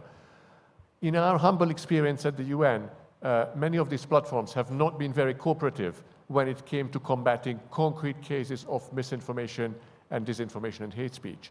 Frankly, in Indonesia, we got very little feedback. We had to go to the regional and sometimes to the global offices for anything to happen. So once these companies also sign up to these global principles, then again, it's going to be easier to get something done when somebody, a CSO or an activist, can prove that certain action taken by some users actually runs counter to not just the global principles, but also to the user roles of the companies themselves. So to sum up, I do hope that this is going to be issued in June. There'll be many, many countries, as well as private actors that will sign up to this, and it's going to be, yet another and really important piece in the puzzle in our toolkit to fight misinformation, disinformation, and hate speech. Thank you. Thank you, Miklos. Now I'm going to Ibu Anita Wahid of the Public Virtue Research Institute. Earlier this morning, Pak Karan Bhatia made a statement that Indonesia's plural society can actually be the source of strength to combat this misinformation and disinformation. And I think it struck me because maybe most of us used to think that because we are so diverse, and then we are very prone to misinformation and disinformation, given the various interests and various views among the society. What's your take on this fact that Indonesia, being a plural society, can be used as a model to fight against misinformation and disinformation? I know you have a lot of experience working on this, at the grassroots level, and then it would be nice if you can, share your experience with us here. Yeah. Thank you, Pak Philip. Thank you for having me in SAIL. I am Indonesian, so I'm calling it SAIL, not SAIL. Also, before I answer your question, I just want to apologize because I've been having fever since yesterday, and I hope that none of it will affect this conversation. But actually, your question was actually very different than the one that I was given, so I might as well just throw this out. My notes is out the window. So I would answer that question by saying yes and no. In one point, it is true by what was being said that the diversity in Indonesia, as well in Southeast Asia in this case, is actually a strength. If we know how to use it, if we understand the values behind it, if we understand the foundations of those of the values and norms that actually create that diversity. But if we mishandle that becomes a problem. Because it becomes one of the things that actually can be weaponized for political contestation, ideological contestation, and for weapons of conflicts. In the history of Indonesia, if ever since it hasn't even been called Indonesia, most of the major conflicts in Indonesia was started and or followed by disinformation. And most of them are actually related to the things that we are calling identity issues, which I would say I would like to backtrack a little bit why this identity issue becomes like a very difficult issues in terms of how we handle how we create issues in Indonesia and conflicts as well, is because part of the reason of why these are becoming kind of conflicts because it becomes something that when we feel that it's threatened, there are so many emotions that come out of us. Who we are as a human being in this region is particularly depend on who we identify with, which ethnic groups are we identifying with, which religion are we identifying ourselves with, which social status or strata that we identify ourselves with.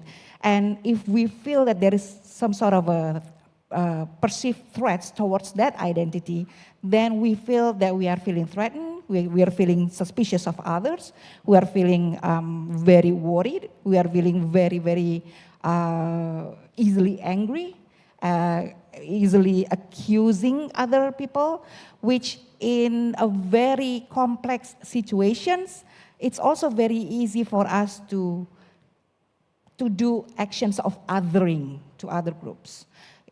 These actions of othering means that whoever is not included as part of my group is different, therefore they are enemies. And this becomes very susceptible to be weaponized, especially if there had been historically conflicts that's related to this. And in the case of Indonesia, we've seen that quite a lot of conflicts in the beginning, since the beginning of the digital technological development, has been using these issues for weapons. And I think it's not only becoming weapons of ideological contestation or weapons of political contestations, but it's also becoming a way to actually maintain hatred by anyone who feels that they will benefit in the future by playing these issues.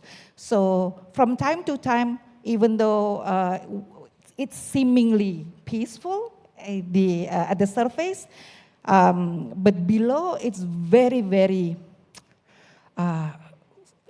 vulnerable. Just one splash of misinformation or disinformation about the other groups, it will create like a huge conflict in just seconds. But the way, one of the other problems is also because of the way state handle this issue. Somewhat there is this pressure of having a social harmony that forces the government to actually, not only government, but also the law enforcement to actually handle it by ways of let's just keep the peace so that one of the conflicting groups need to ngalah, or is it, let it go for the benefit of for the benefit of the greater goods, which in fact, in a way, yes, it worked. It will deflate the potential conflict, but at the same time, never actually handle the conflict. In the case of Indonesia, it's usually the minority groups that is being forced to let this stuff go, and they had their rights of living, of practicing their faith, and every other things threatened. Their human rights are basically not protected at all by the way the state approached this issue of social harmonization. I think so far, let's stop there, Right. and maybe we can continue in the discussion. Thank you, Mbak Anita, for highlighting the fact that many times we do not attack the root cause of the problem, and then we need to do more in terms of better handling our diversity, so that what Pak Karan Bhatia stated earlier could come true. And I think it is a strength. Diversity is actually the strength. And I agree with you if we know how to handle this. Right. Now, I'd like to ask Pak Prasetya Dwi Cahya of the Think Policy and of Bijak Democracy. This is a short question but probably requires a long answer, but you only have 5 minutes. How can we mainstream political literacy education? Pak Jonathan earlier highlighted, and then Pak Miklos as well, the role of critical thinking and the role of, I'm not saying self-censorship, but understanding what we are spreading and what we are informing other or fellow citizens. But how can we mainstream this political literacy education to the masses? Thank you so much, Pak Philip. Such a short questions for quite long answer, I think. And I would like to also share a little bit about our organizations, because the context of this question is also very related to the heart and the visions of our organizations trying to do, right? So Think Policy as an organization believe that we want to achieve what we call as a good public policy ecosystem in Indonesia. So in order for you, for us especially, mostly our Indonesians here, to achieve a good public policy ecosystem, at least there are 2 parts that we have to address. The first part is the supply side. You need a good government, good politicians, good process in developing policies, which actually most of our work as a Think Policy is helping them, trying to train the government, trying to facilitate forum processes that allow more engaging, more deliberative process of policy making, as well as providing advice. But on the other end, there's a demand side. So how we can demand a good public policy if there's no citizens even know what a good public policy is? So imagine you're living in Indonesia where there's no good public transportations. Some of you here maybe is like quite privileged enough, traveling overseas, having a good education, living in a cities that has a functioning public transportations. But that's not the reality for most of Indonesians. And sometimes we need to create that kind of demand that, oh, because I'm working now, I need a good public transportations. I think the government needs to invest more in this public transportation. That allows the government to prioritize which good public policies that needs to be delivered to the citizens.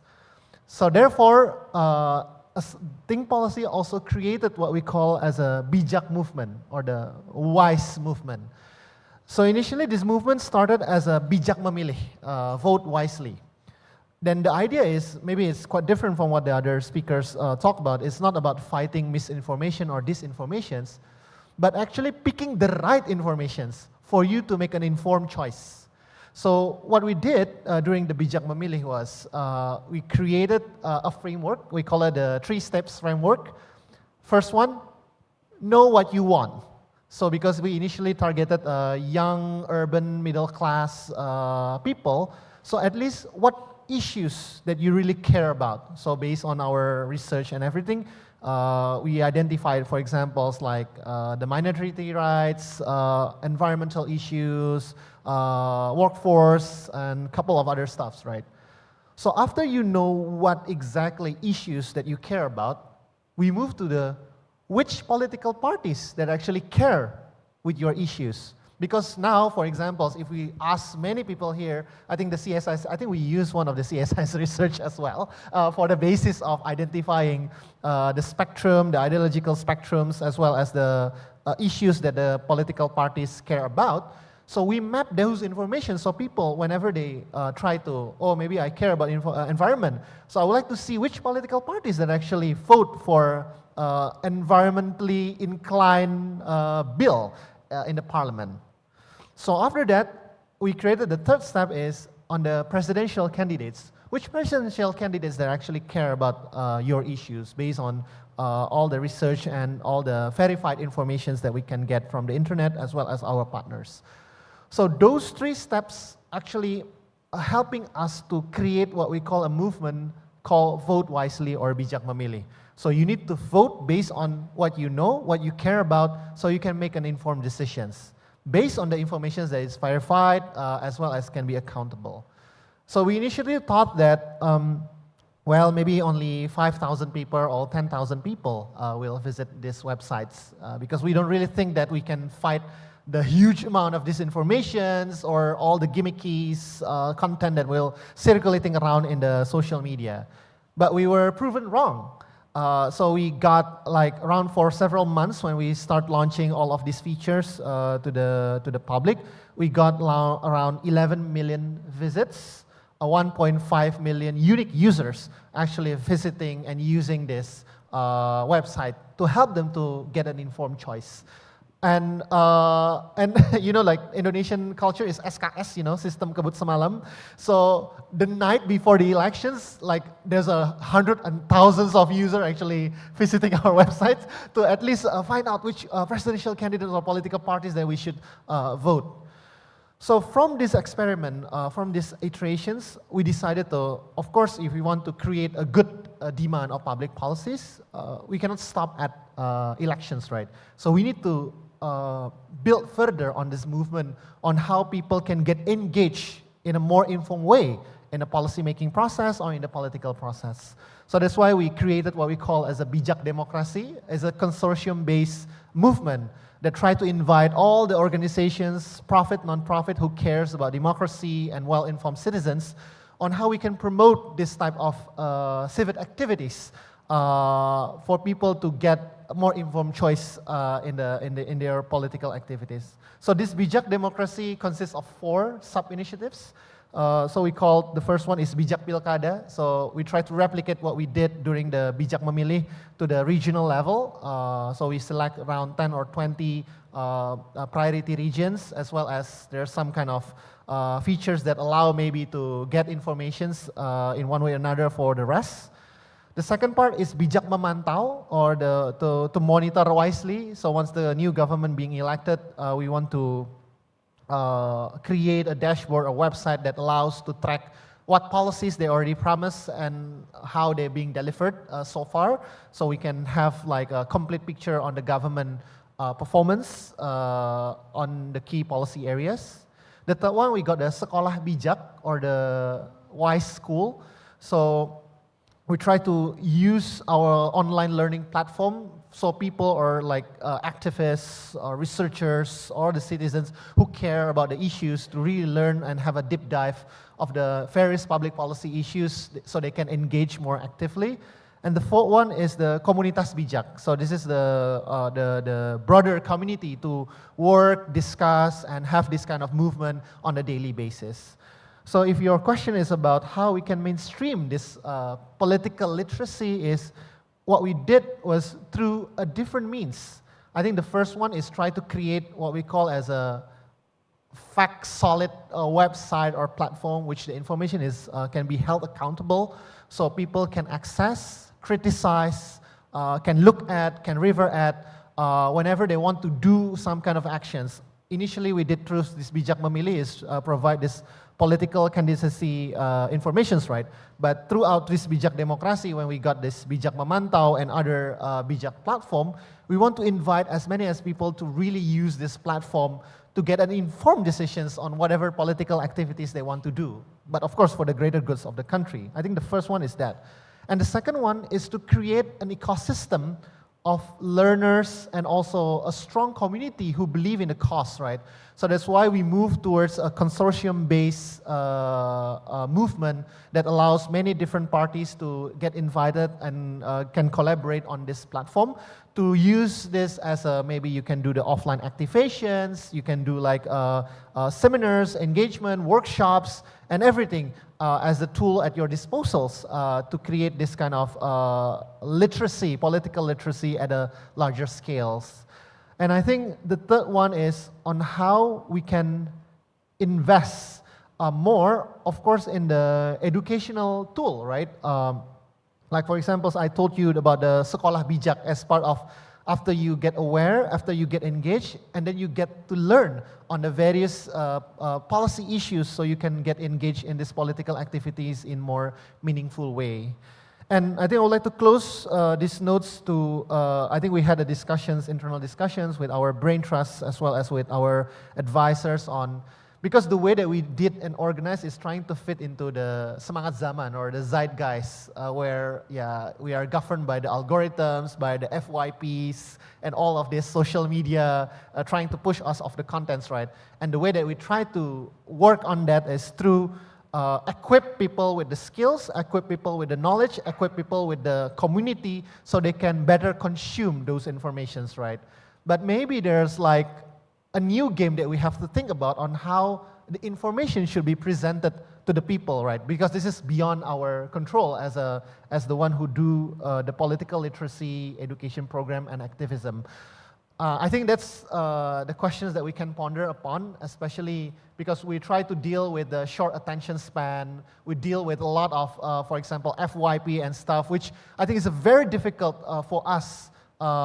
Especially we try to give nuances of the policy issues, and sometimes to engage meaningfully, you have to have a good understanding at a certain level, but it's very hard to achieve it through this algorithm-driven and short attention span kind of environment that we are currently living in.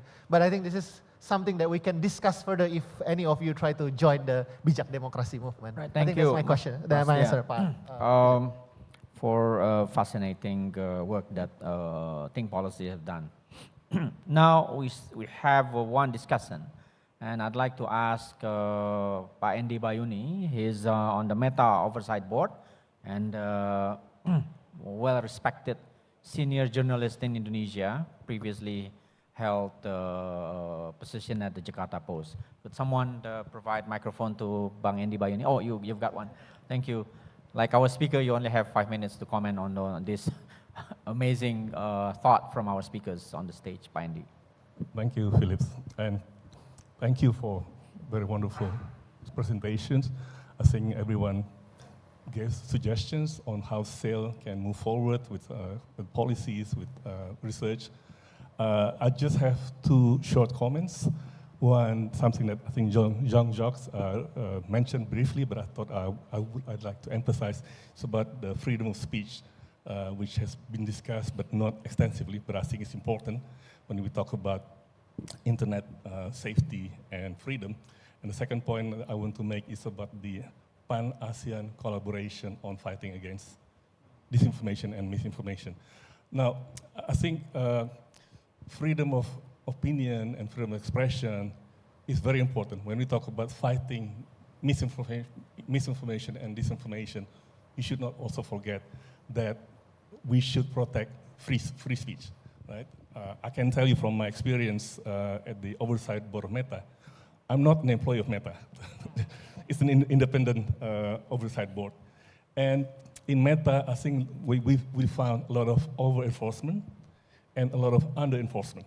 Yeah, so contents that are actually legitimate are being taken down in large scale, and contents that are bad are being left up, again, in large scales. And the problem is precisely because we talk about scale. Right? We talk about 2 billion postings every day that Meta has to handle, and they've done a good job, but still there will be enforcement errors, over-enforcement or under-enforcement, and the number is still huge. And I'm sure this is a problem that other platforms also find. So, and how do we deal with that? Of course, take down and lift up, they have the community guidelines, and they are trying their best, but we know it's not good enough. At the oversight board, I think we use the reference of international human rights laws on contents that should be taken down or should be left up. There is the Article 19 of the ICCPR, and Indonesia has ratified that, which tells you that you have to protect free speech, but there are exceptions that when you actually can postpone free speech, and they have this the three-part test based on law, legitimate aim, and necessary. And then once you decide that you want to remove free speech, there is also the suggestion that you have to go with the least intrusive measures. That's important, and there are other international human rights laws that can be used when you talk about fighting misinformation and disinformation. So we don't have to reinvent the wheel, basically. I mean, the laws are there, and they are already tested, and these are universal. You talk about principles that can be applied across the globe. I think many of these international human rights laws are universal. Of course, then the implementation will probably be different in different countries depending on the context. Now, on the Pan-ASEAN collaboration, I was disheartened to discover that 4 member states are not signatory or have ratified the ICCPR. ICCPR, I think, is a good product, and I'm happy that Indonesia has signed and ratified. It's a good product. It actually forces you to make commitment on protection of human rights, and Article 19 of the ICCPR is talking about freedom of expression. So if we have that, I think would be easier if all 10 member states of ASEAN sign and ratify that, and we talk about collaboration. The problem now is that because each member countries have different commitments to freedom of speech, so 4 countries, I should name them, Brunei, Malaysia, Myanmar, and Singapore, they have not signed. So I think as part of the SAIL work and advocacy, maybe should also try to get the other 4 ASEAN members to sign and ratify, and then we can talk about common policies or collaboration with similar commitment to freedom of expression. So that's important. So I think moving ahead, a lot of recommendations here, but just bear in mind that we should also protect free speech as we try to fight the maladies of misinformation and disinformation. Thank you. Thank you, Bagandi. Please join me in thanking all the speakers and discussants for their amazing views. We do still have 7 minutes, but I think I will not do justice if I throw to the audience to ask questions, but rather I'm gonna ask all the speakers 1 minute each. What would be your takeaways from this event today? And what would be your suggestion in the 1 minute? Pak Jonathan, start with you. Thank you very much, Philip. I think that the key takeaway that I would like to also, register here and share with you is that the emphasis on evidence-based approaches and practices. And this is something that I think we need to generate a greater body of research that really address developments unique to our region. Because there have been many, global studies and analyses out there, which I think is well and good, but it's coming to an inflection point where I think that we need to stress how we can actually help also our think tanks and researchers to champion more local and targeted research on issues and matters and concerns that are unique to our region. And if I may just also address Park's question and concern there earlier, I think in ASEAN itself, the nexus between, say, human rights and fighting disinformation is being strengthened, actually being done and carried out by the ASEAN Intergovernmental Commission on Human Rights. There have been very frank dialogues going on there with regards to how we want to ensure that in the fight against disinformation, that human rights are also not compromised, and the freedom on the internet and press is also being protected. I think that's very important. I think we recognize that as well. So I think my 1 minute is up here, but thank you very much. Yeah. Thank you. Next to you, Pak. Okay, so let's start with the meaning of the digital transformations and informations handling transformations is not an objective, but it is a process. So I believe that this event is one of the process that we are transforming to answer the challenges, the current challenges of the disinformation and misinformation itself. And then, so by the research involvement of this and also for the socializations to the people of Indonesia, I think that's one of the key takeaways. Thank you, Pak Yoga. Next to you, Jack. Thank you. I think what struck me is we seem to agree that there needs to be dialogue and multi-stakeholder dialogue, but also listening to the various panelists, I can tell that we could do more in terms of information sharing of each other. And so I would love to move from discussions like this, which are effectively one-offs, to much more ongoing exchanges. And we could think about a model like the IGF, right? So you've got the UN's Internet Governance Forum, which is multi-stakeholder by nature. So you don't have, governments standing over there and doing their own little thing and coming up with their little treaty or whatever they want, with input or without input. You don't have industry doing its own thing. Everybody sits around a table. And that model's worked relatively well. It could do better.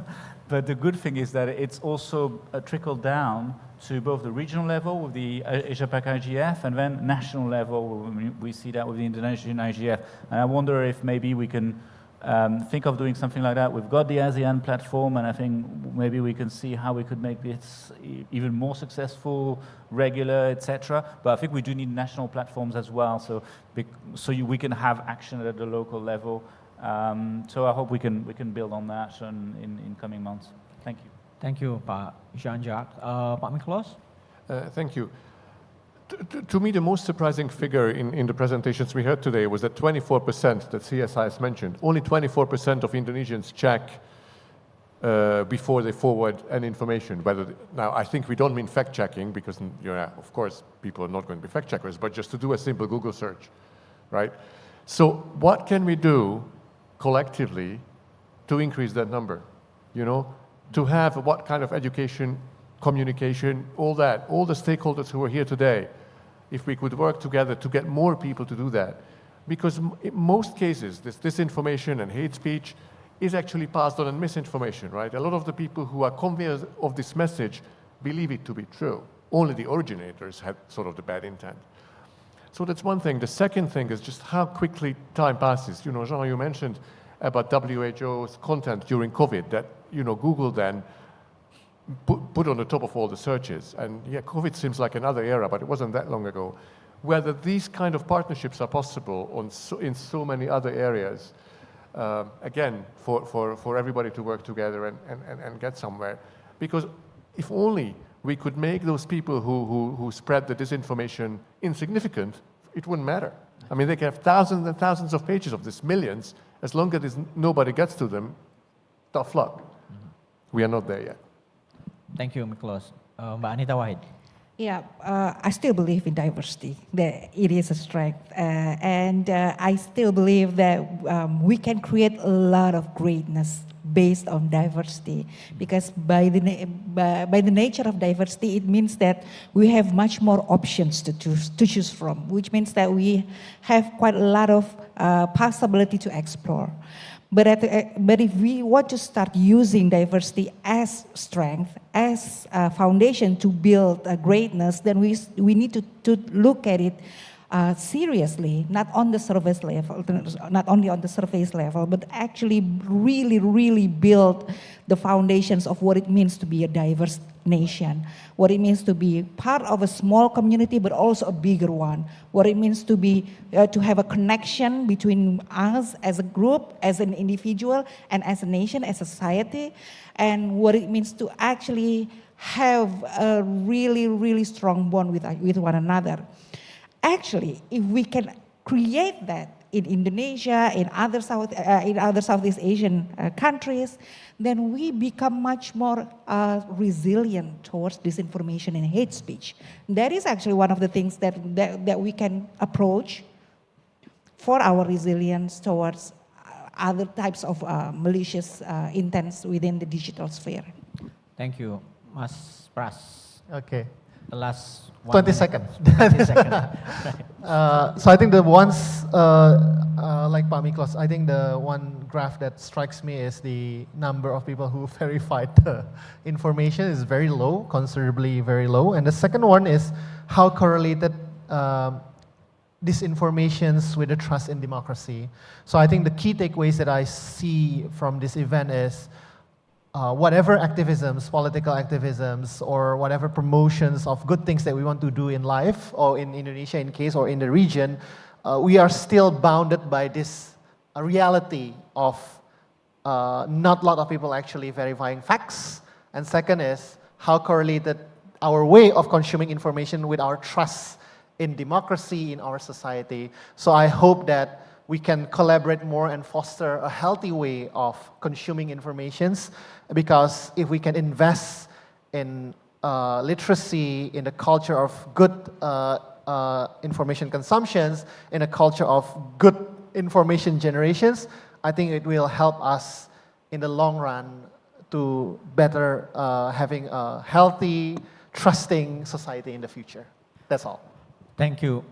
Now we've reached the end of the session. I hope the conversation we have triggers more ideas, and then triggers more willingness for all of us, private sector, civil society, government, regional decision makers, and then those who are working at the global level as well, in finding, a solution, quote unquote, if you will, to this global problem that we have. And I remember I'd like to quote, I forgot who said this earlier during the keynote speakers session. It is our shared challenges, and we have to find